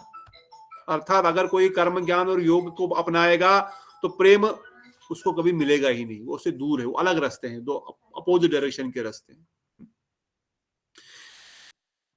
क्योंकि वह अन्य किसी साधन की अपेक्षा नहीं करता, दूसरा कोई साधन नहीं चाहिए उसको, उसको एक ही साधन चाहिए। कौन सा साधन चाहिए? कौन सा साधन चाहिए? भक्ति। भक्ति। और भक्ति में किस प्रकार का साधन?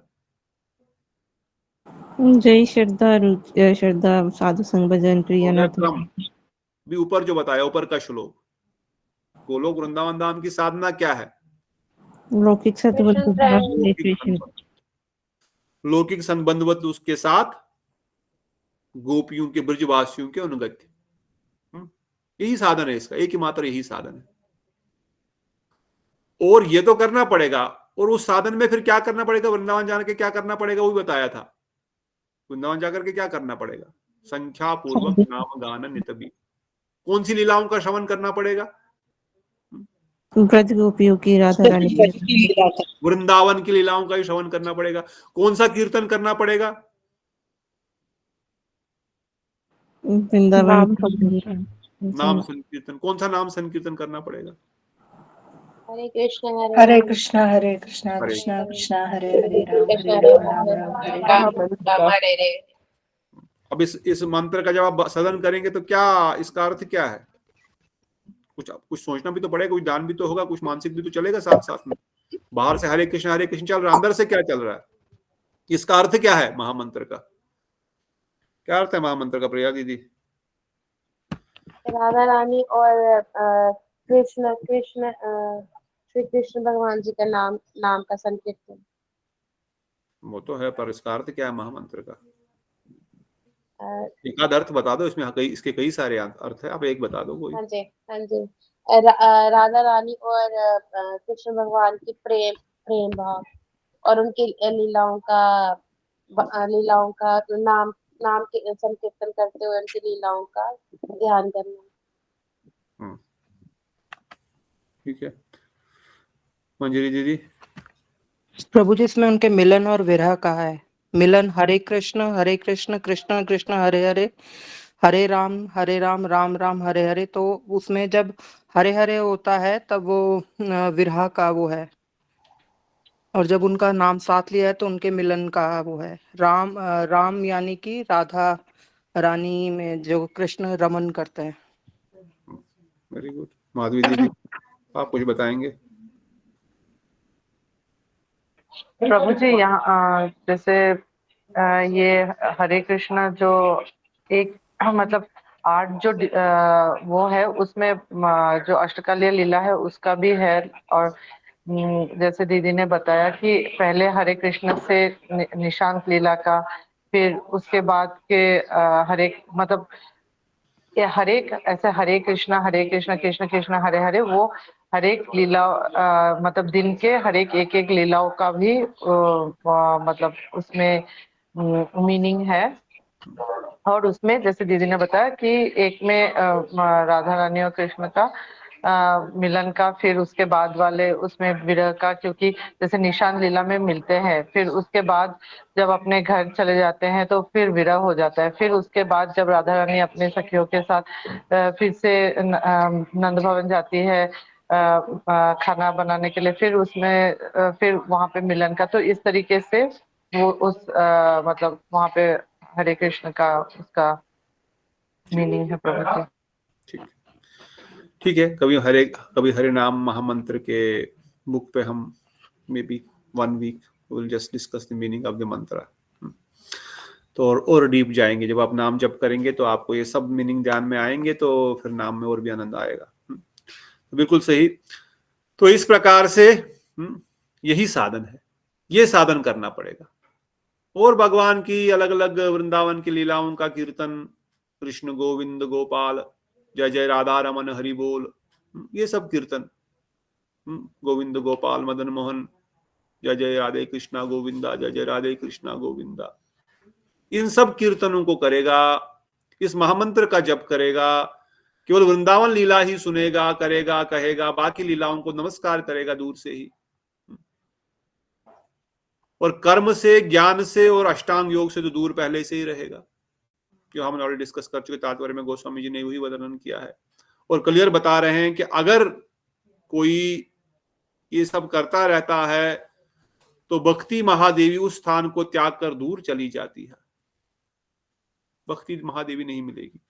करो कर्म, करो पूजा पाठ, लगाओ सत्यनारायण, करो ये कर्म कांड, करो वो कर्म कांड, मिलेगा संसार में 10,000, 50,000, 1 करोड़, 10 करोड़ भी मिलेगा, पर क्या फायदा, यहीं छोड़ के जाना पड़ेगा। भक्ति तो नहीं मिलेगी, ये जीवन तो गया फिर से। वही फिर महाराज के वचन याद करो, आया था हरिभजन को, मीठे लागे दाम, दुविधा में दोनों गए, माया मिली न राम।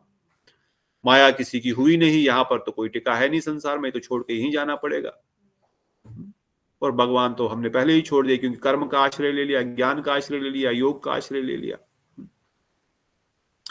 इसलिए केवल एकमात्र भक्ति का आश्रय लेना है, और भक्ति साधन के द्वारा ब्रजवासियों के अनुगति में ब्रजेंद्र नंदन का ही भजन करना है, कीर्तन करना है, लीला स्मरण करना है, लीला कथा श्रवण करना है। और अगर कोई दूसरी लीला श्रवण भी करते हैं तो अपने ब्रजेंद्र नंदन ही इस रूप को धारण करते हुए, आज इन्होंने बड़ा सुंदर नरसिंह रूप धारण किया, ये कैसा रूप धारण किया है कृष्ण तुमने, ये रूप कैसा रूप है, वाह, अपने भक्तों के लिए कैसा कैसा रूप धारण करते हो। हे ब्रजेंद्र नंदन, आपने कैसा रूप धारण किया है, धनुष बाण हाथ में लेकर के आज घूम रहे हैं, वाह वाह, ये कैसा अजीब अलग अलग बहुत ही सुंदर रूप आपने धारण किया है, वाह, ये भी आप बड़े सुंदर लग रहे हो इस रूप में भी, बहुत अच्छा रूप है ये भी, परंतु मुझे तो वही रूप चाहिए।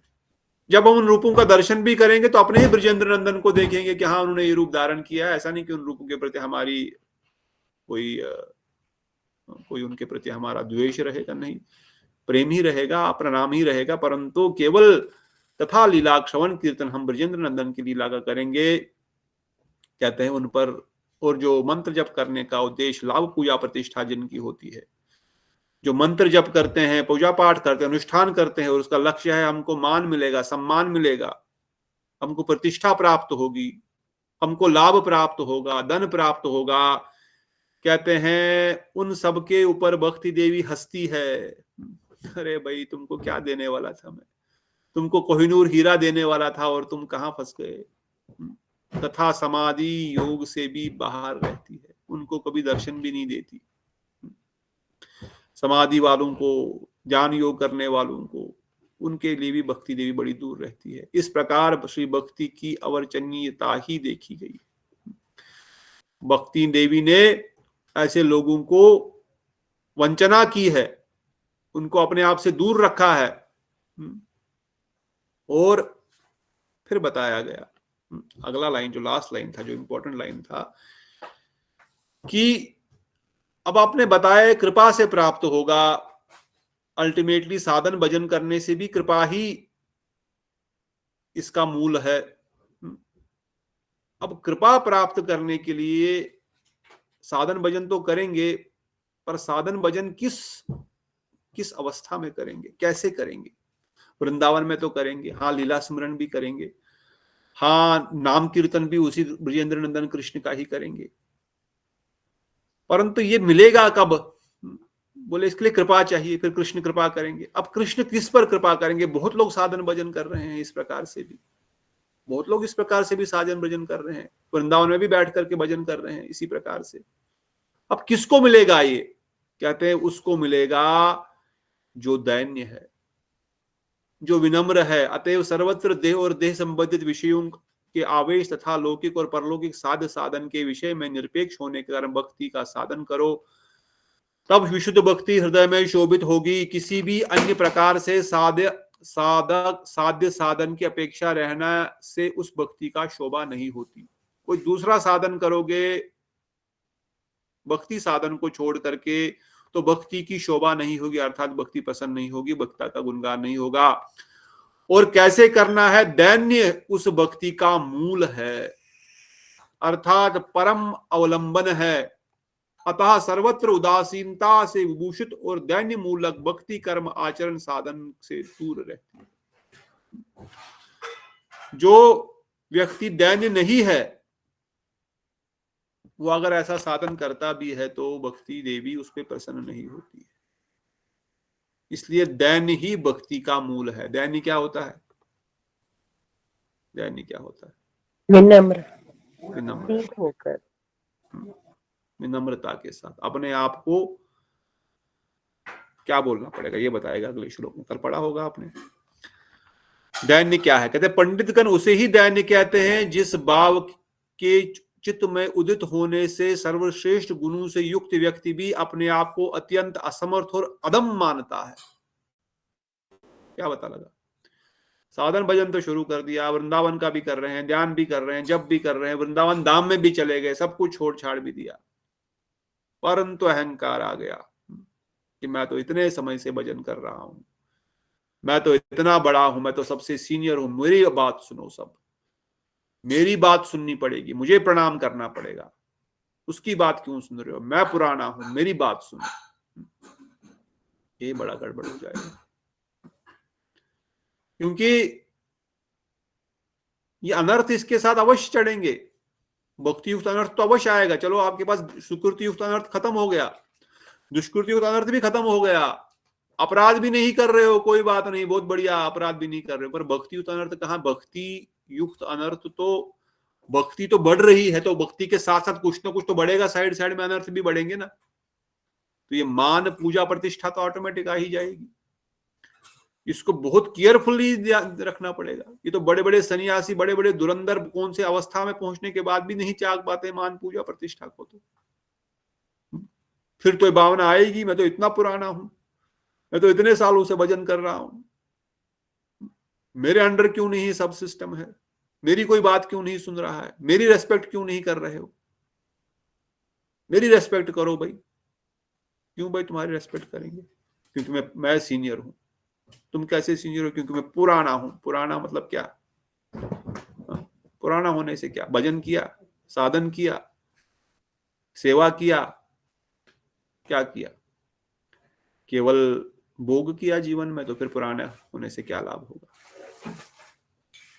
केवल संसार, केवल भजन का भी भोग किया, भगवान का भी भोग किया, साधुओं का भी भोग किया, गुरु की प्रॉपर्टी का भी भोग ही किया,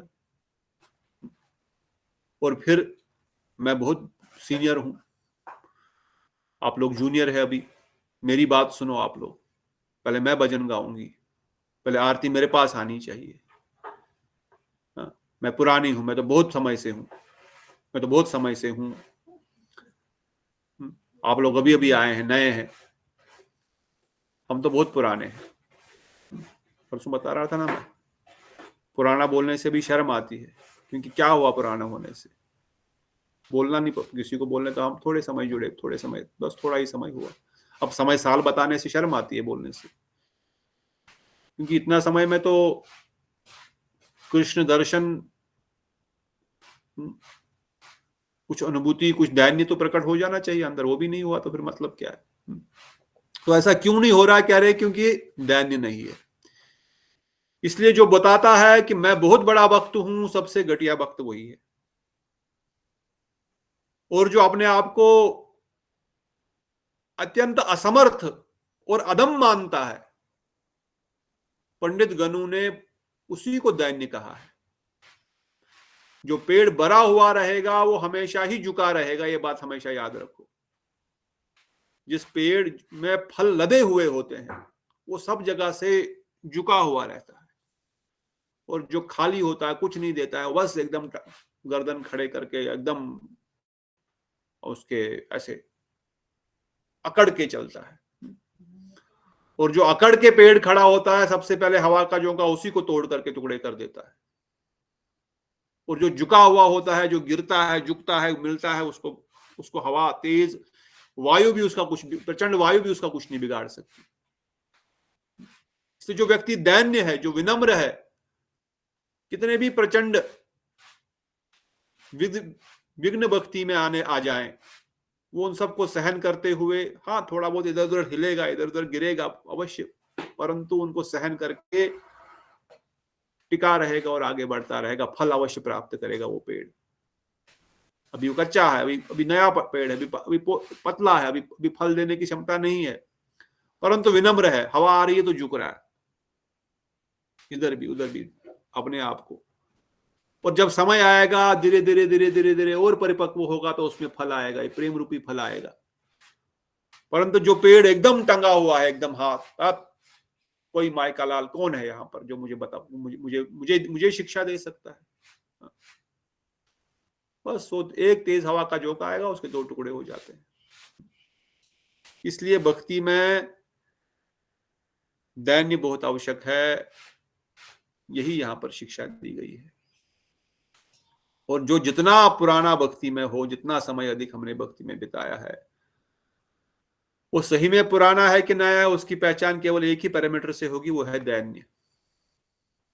क्योंकि दैन्य ही एकमात्र पैरामीटर है जो बताएगा कि इसके अंदर भक्ति प्रवेश, देवी प्रवेश कर चुकी है कि नहीं कर चुकी है। अगर भक्ति देवी प्रवेश कर रही है, जिस मात्रा में प्रवेश कर रही है, उसी मात्रा में दैन्यता आएगी। और दैन्यता होने से वो हमेशा ही अपने आप को असमर्थ मानेगा। मेरे में कोई समर्थता है नहीं, हे गौर नित्यानंद आप में समर्थता है। हे राधा ठकुरानी आप करुणामयी है, कृपामयी है, दयामयी है, आप कृपा करो, मुझ में कहाँ समर्थ, मैं कैसे भजन करूं आपका, बताओ। अपने समर्थ के बल से तो मैं करोड़ों जन्मों तक भी कुछ प्राप्त नहीं, एक माला का, एक मन का नहीं फेर सकता हूं, बाकी प्रेम की तो बात ही कहां है। पर आप में शक्ति है, आपने प्रॉमिस किया है कि आप अपराधी को भी प्रेम प्रदान करेंगे। आपका नाम है पतित पावन, आपका नाम है परम करुण, आप ही कृपा करेंगे। क्योंकि आप पतित पावन है, मेरे से ज्यादा कोई पतित है नहीं। मौसम पतिता प्रभु ना पाई बुआर, यदि कृपा ना करिया पतित देखिया, पतिता पावन नाम की सिर लगा गया। अगर पतित देख करके मुझ पर कृपा नहीं करी तो फिर पतित पावन कैसे आपका नाम सार्थक होगा, हे गौर हरि। इसलिए मुझ पतित पर कृपा कीजिए। और ये आंतरिक भावना है, अंदर से ये भावना को दृढ़ करना पड़ेगा, अंदर से भावना को दृढ़ करना पड़ेगा, अदरवाइज ये संभव नहीं है। इसलिए प्रश्न हो, दैन्य शब्द दरिद्रता का है क्या, दान त्याग रूप होना क्या दैन्य है? मैंने पढ़ा था, बहुत सुंदर इसका तात्पर्य भी गोस्वामी जी ने लिखा है। समय हो रहा है पर फिर भी इसको पढ़ लेंगे एक बार।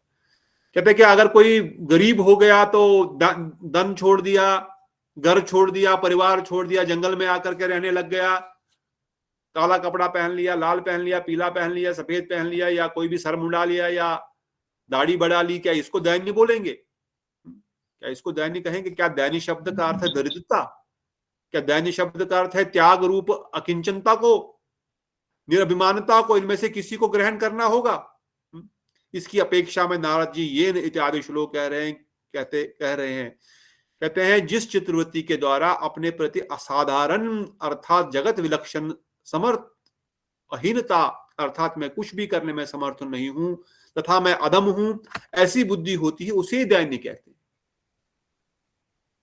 समझ रहे हैं बात को? घर बार छोड़ करके जंगल में चले जाने को दैन्य नहीं बोलते, इसने सब त्याग दिया। जैसे हमने सुना था, मरकट वैराग्य ना कर लो के दिखाए, मरकट बंदर की तरह वैराग्य करने को दैन्य नहीं कहते। सब घर बार छोड़ करके बैठ करके फिर हम बस भोग करें, मुझे तो कुछ नहीं चाहिए, मैं तो भजन करने आया हूं मठ में, पर भजन नहीं करूंगा, मैं तो बस खाऊंगा पीऊंगा सोऊंगा, और अलग से कमरा दे दो मुझे, अलग से मुझे बाथरूम दे दो, अलग से मुझे कपड़ा मेरे घर पे पहुंच जाना चाहिए, खाना पीना भी अगर कमरे में ही ला के दो तो और भी अच्छा है, गाड़ी मेरे पास रख दो एक चलाने के लिए, कार हो तो बढ़िया है, नहीं तो चलो कम से कम स्कूटर तो होना ही चाहिए। और मैं तभी सेवा करूंगा जब मेरे पास ये सब फैसिलिटीज होंगी, नहीं तो मैं सेवा नहीं करूंगा या नहीं करूंगी।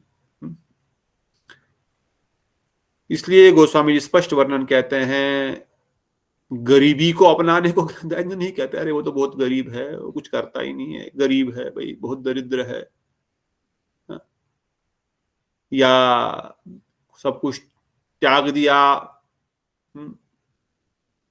या इसी सब से नहीं होता है।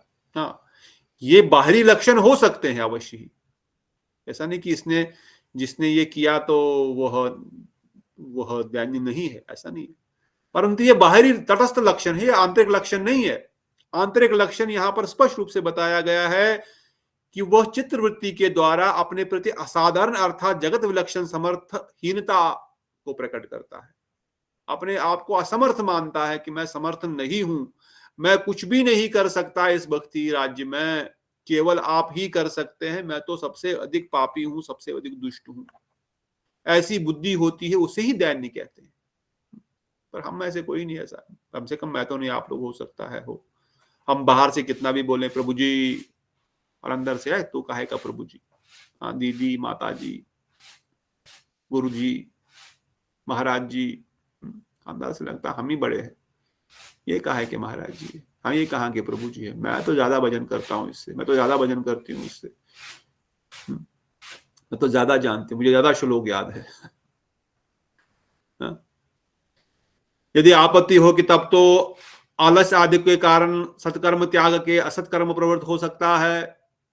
अगर इससे आपको आपत्ति हो कि अच्छा आप कह रहे हैं कि वो व्यक्ति अपने आप को असमर्थ मानेगा और अपने आप को अदम मानेगा, तो फिर क्या वो आलसी हो जाएगा, बोले कुछ नहीं कर सकता, मैं तो कुछ करूंगा ही नहीं, हाथ पैर में तो असमर्थ हूं, मैं कुछ कर ही नहीं सकता।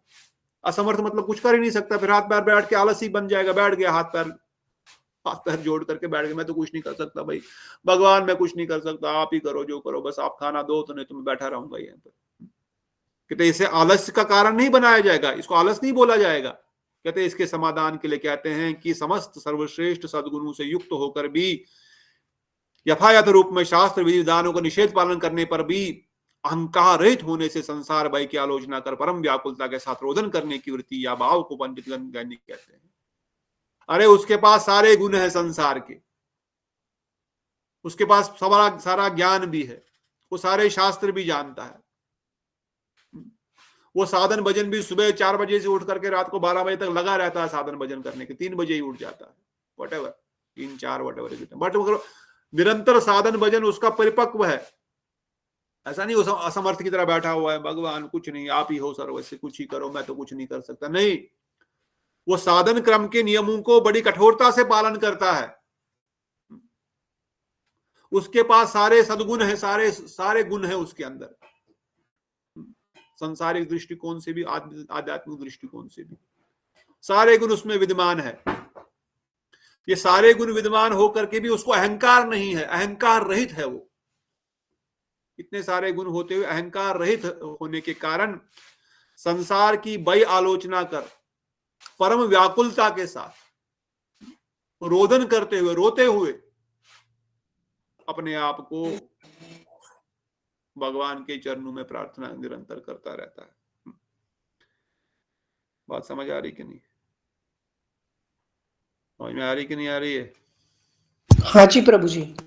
मतलब सारे गुण होते हुए भी, सारी धन संपदा होते हुए भी, करोड़ों अरबों होते हुए भी, सुंदरता होते हुए, बल होते हुए भी, ज्ञान होते हुए भी, ध्यान होते हुए भी, सब कुछ होते हुए भी अपने आप को, और सारा साधन निरंतर करते हुए भी, सुबह शाम साधन करते हुए भी अंदर से उसकी अपनी भावना है कि मैं तो सबसे बड़ा आदम हूं, मैं तो सबसे बड़ा दुष्ट हूं, मेरे में क्या समर्थ है, जो कुछ मेरे पास है ये तो आपका है, सर्वस्व तुम्हारे चरण सौंपी, ये सब आपने दिया है, आपके कारण से ही हो पा रहा है। अतएव बुद्धिमान साधक कर्तव्य है कि जिस वचन, चेष्टा तथा मत द्वारा उक्त दैन्य स्थिर रहता है, साधक यत्न पूर्वक वैसे ही आचरण करे और उसके विपरीत आचरण त्याग दें। अब जो बुद्धिमान साधक है, जिसके पास बुद्धि है, जो इंटेलिजेंट है, जो बुद्धिमान है, वो क्या करेगा? कहते वो क्या करेगा? वह, उसका कर्तव्य है कि वह वही कार्य करेगा, वही वचन, वही चेष्टा और मति बुद्धि द्वारा इसी दैन्य को स्थिर करेगा।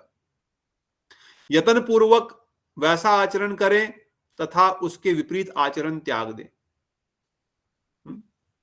यत्न पूर्वक मतलब बड़ी मेहनत से, बड़ा एफर्ट्स लगा करके उसको ऐसा ही आचरण करना है। यत्न पूर्वक क्यों आचरण करना है? अभी अंदर से आया नहीं है दैन्य, आगे बताया अगले श्लोक में, शायद आपने कल पढ़ा भी होगा कि अभी अंदर से वो दैन्य आया नहीं है। अभी आया नहीं तो फिर क्या करें? कहते असली दैन्य तो प्रेम अवस्था में ही आएगा। गोस्वामी जी तात्पर्य में वर्णन करते हैं, कल पढ़ा था कि नहीं पढ़ा था? वास्तविक दैन्य तो प्रेम की परिपक्व अवस्था में ही प्रकाशित होता है। जो असली दैन्य है वो जब प्रेम उदय होगा तभी प्रकट होगा। वैसा प्रेम दैन्य कृष्ण के विरह में गोकुल की स्त्रियों में ही प्रकट हुआ था। तो हम लोगों के लिए क्या, हम लोगों को यत्न पूर्वक प्रैक्टिस करके, एफर्ट्स लगा करके अपने आप को उस दैन्य के उन परिकाष्ठाओं में, मैं असमर्थ हूं, मैं अदम हूं, इस भावना को कल्टीवेट करना पड़ेगा एक्सटर्नली। जैसे कई बार मंदिर में हम बोलते हैं नाचो, अब किसी को नाचने की इच्छा भी नहीं होती है, फिर भी नाचो। अरे क्यों नाचो भाई, अरे यहां पर नाचोगे तो नवदा भक्ति का, 64 भक्ति का एक बड़ा बड़ा अंग आपका मिल जाएगा, फ्री में मिल जाएगा भाई, इसलिए नचा रहे हैं आपको। हम थोड़ी ना कोई बार, यहाँ पर बार डांस चल रहा है, यहाँ पर कोई हमको आपसे कुछ ये लेना है, माल लेना है, अगली बार आप और टिकट लेकर के आओगे और यहाँ पर और हमको पैसा दोगे। आपको इसलिए नचा रहे हैं क्योंकि 64 भक्ति के अंगों में बड़ा विशेष अंग ये नृत्य है, और 64 भक्ति के अंगों को छोड़ दो। अरे महाप्रभु ने कहा गले तक खाओ और नाचो गाओ, बस इसीलिए हम नाच रहे हैं, क्योंकि महाप्रभु ने कहा यही भक्ति है, कनिष्ठ अधिकारी के लिए यही भक्ति है, गले तक खाओ और खूब नाचो गाओ, खूब नाचो और खूब गायन करो। हम तो महाप्रभु की वाणी को प्रचार करने के लिए कर रहे हैं, अदरवाइज हमको दूसरा कोई मतलब नहीं इस चीज को करने के लिए। इसलिए हम जिसको नहीं भी नाचना है, जिसको नहीं भी हिलना है, उसको भी हिलाते हैं, चलो भाई तुम भी। उसी प्रकार से अगर अभी साधक के अंदर में ये दैन्य प्रकाशित नहीं हुआ है, परंतु उसको बुद्धिमत्ता के द्वारा, अपनी मति के द्वारा, अपने दिमाग को लगाते हुए, इन वचनों को सुनने के बाद, इन शास्त्र आज्ञा को सुनने के बाद अपने अंदर इस विचार को स्थापित करना है कि मैं असमर्थ हूं, सच में मैं असमर्थ हूं, मेरे में कोई समर्थता नहीं है।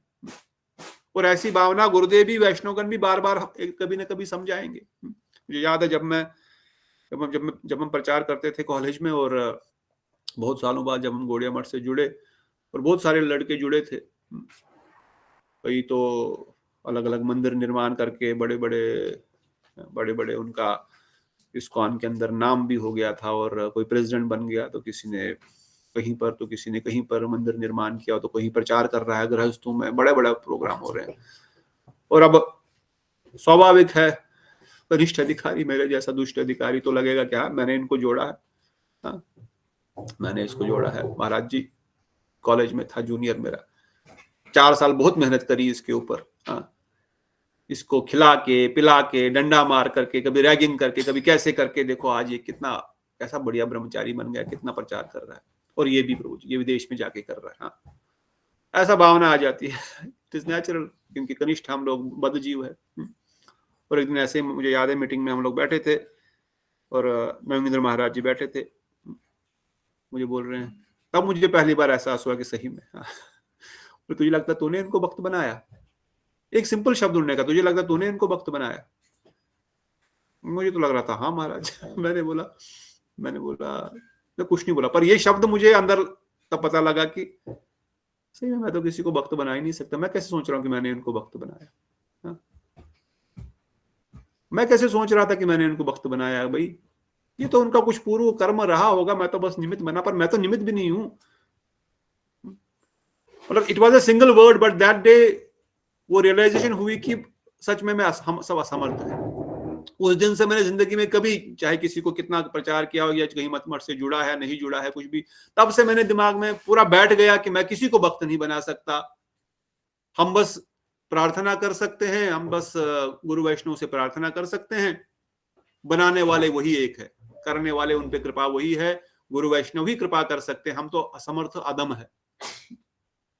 तो मुझे ध्यान आया इस पॉइंट से आज की किस प्रकार से कभी कभार एक आध सेंटेंस आपको उस दैन्यता को या उस विचार में आपको क्लियर कर देता है कि भाई आप कुछ नहीं करते। आप सच में ये लगने लगा कि अरे इतना प्रचार, आप परसों में कहीं बोल रहा था ना, पर संडे को हमने उधर इतने मंदिर बनाए, इतने लोग जुड़े, इतने वक्त फुल टाइम हो गए। ये बुद्धि में ये विचार बार बार आता है, परंतु तब से मुझे निरंतर एक चीज ध्यान में रहने लग गई कि भाई सच में ऐसी भावना आती है, पर हम समर्थ, मैं समर्थ नहीं हूं। कुछ भी अपनी एक माला करने के हमारा सामर्थ्य नहीं है।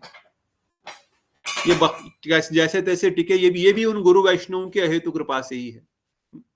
परंतु साथ ही साथ हमको लोलियम और लालसा और अधिक बढ़ानी है, इसका कोई दूसरा उपाय नहीं है। आलस और प्रमाद में बैठ करके हाथ पे हाथ धरे बैठना नहीं है, ये बुद्धिमत्ता नहीं है। अपने अंदर दैन्य और विनम्रता को लाना है, परंतु सारे सद्गुण होते हुए। और जब इसको हम प्रैक्टिस करेंगे, अपने इन वचनों को निरंतर सुनेंगे, अरे क्या मैं कर सकता हूं, क्या मैं किसी को दे सकता हूं। ये तो केवल गुरुदेव कर रहे हैं, वैष्णवगण कर रहे हैं। हमको अगर निमित्त बना रहे हैं तो हमारा कल्याण हो रहा है, हमारे अनर्थ कट रहे हैं, हमारी भक्ति में थोड़ी सी प्रगति होने का एक हमको मौका दे रहे हैं। क्या मैं कथा कर रहा हूं तो क्या मैं गुरु बन गया? नहीं, ये केवल गुरुदेव मेरे कल्याण के लिए, मैं कुछ शिक्षा ऐसे ग्रहण करूं इसलिए मुझे मौका दे रहे हैं, इसलिए मैं कुछ शिक्षा ग्रहण कर रहा हूं। तो यही दैन्य हमको निरंतर। कोई मठ में सेवा करने जाता है, किसी को कुकिंग मिलती है, किसी को क्लीनिंग मिलती है, किसी को कुछ सेवा मिलती है। अब इसे ये नहीं कह रहे मैं तो इतनी सेवा करती हूं, तू कुछ नहीं करती, ये तो बस खाने के लिए आती है। ऐसा मन में बहुत सारे लोग होते हैं, ऐसा विचार प्रस्तुत करते हैं। ऐसी भावना आ गई तो वो भक्ति नहीं रही, वो कर्म बन गया। कई बार हम डिस्कस कर चुके हैं।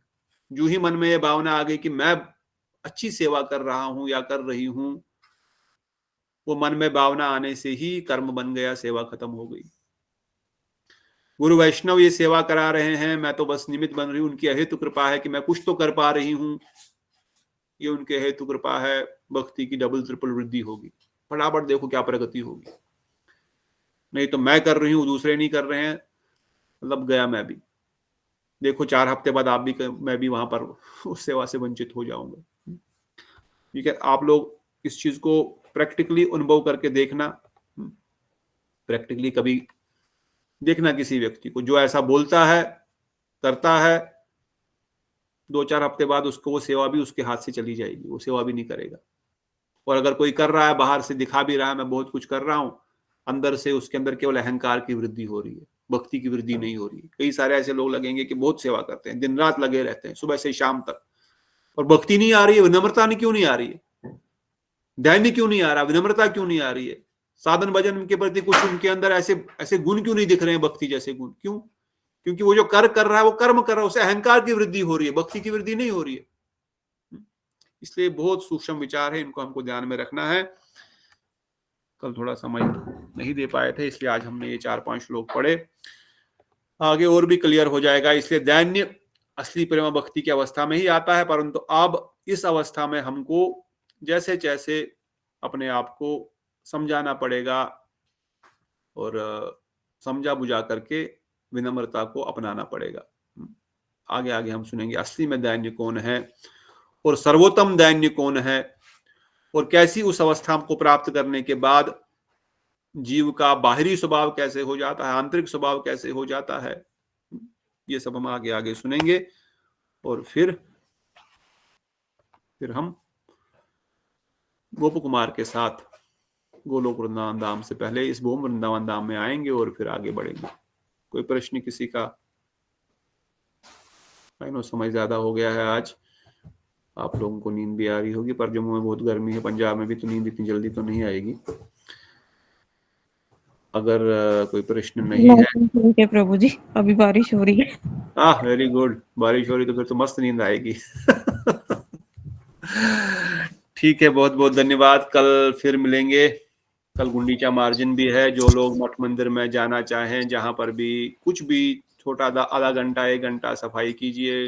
महाप्रभु ने खुद गुंडीचा मार्जिन किया है और महाप्रभु ने आशीर्वाद दिया है, जो गुंडीचा मार्जिन करेगा अर्थात मठ मंदिर का सफाई करेगा, महाप्रभु उस पर विशेष कृपा प्रदान करेंगे। अगर आप मठ मंदिर से दूर है, नहीं जा रहे हैं, तो अपने ही मठ मंदिर का, अपने ही घर के मंदिर की सफाई कीजिए। तो जो ऑल्टर में फोटो बहुत दिनों से पड़े हुए उनको नीचे उतारिए, अच्छे से कपड़े से साफ कीजिए, कपड़ा चेंज कीजिए, अपने ऑल्टर का आसपास सब चकाचक कर दीजिए। इससे भी महाप्रभु प्रसन्न होंगे। पर जिनके पास मौका है मठ मंदिर में जाने का, अवश्य कुछ सेवा मठ मंदिर में कीजिए। और जो लोग जगन्नाथपुरी गए हैं, चंद्रकांता दीदी और बाकी सब भक्तगण, उन पे तो कृपा ही है और आप लोगों के द्वारा आपके लिए भी प्रार्थना करेंगे। चंद्रकांता दीदी आज पहुंच गई होंगी और हमने कहा हम सब की ओर प्रार्थना करना। और परसों के दिन रथ यात्रा है, तो सब लोग रथ यात्रा में भाग लेंगे। जहां जहां भी जैसी भी रथ यात्रा है, ये भी बहुत विशेष महोत्सव है, ये भी 64 भक्ति के अंगों का विशेष अंग है। इन्हीं वचनों के साथ बोलो श्री राधा गोविंद गोपीनाथ मदन मोहन ललिता विशाखा जू की जय, सचिनंदन गौर जय। हरे कृष्णा प्रभु जी, दंडवत प्रणाम। गुरु महाराज की जय, नित्याई गौर जय। हरि हरि बोल दीदी शिवानी दीदी हरे कृष्णा प्रभु जी, हरे कृष्ण प्रभु जी, दंडवत प्रणाम। हरे कृष्णा हरे कृष्ण प्रभु जी, धन्यवाद प्रणाम। प्रणाम सुनंदा दीदी, कलिंदी दीदी, रेवती दीदी, रजनी दीदी, प्रणाम समर्थ प्रभु, नीता दीदी। हरे कृष्णा प्रभु जी, हरे कृष्ण प्रभु जी, हरे कृष्णा। प्रभु नीलुआ सुधा दीदी, दंडवत प्रणाम। हरे कृष्णा, दंडवत प्रणाम। नीतू दीदी, नीता दीदी, नीतू दीदी, मोहन हरे प्रभु जी, कृष्णा प्रभु जी, दंडवत प्रणाम आपके प्रणाम। हरे ध्यान कृष्णा। कृष्णा, ध्यान बाबा, ध्यान बाबा ध्यान हरे कृष्णा। हरे कृष्णा बोलना, बाबा बोल रहे हैं। हरे कृष्णा, ध्यान हरि बोल, राधे राधे। खा लो वो, फिर बोलो। वो खाना पालो खा रहा है ध्यान। पालो बेटा, प्रसाद पालो, प्रसाद ही भगवान है, प्रसाद ही भगवान के रूप में अंदर जाएगा, कोई चिंता नहीं, कैसे भी भगवान को अंदर ले लो। ठीक वही हरे ठीक है, कृष्णा हरे बोल दो अभी कृष्णा, बाबा। दंडवत श्री राधे, हरि हरि हाँ, बोल, हरे कृष्णा, दंडवत प्रभु। हरि बोल श्री राधे। सबको दंडवत प्रणाम, गौर प्रेमानंदे, हरि हरि हरि बोल, हरि हरि बोल। बोल। हरे श्याम। हरि हरि बोल।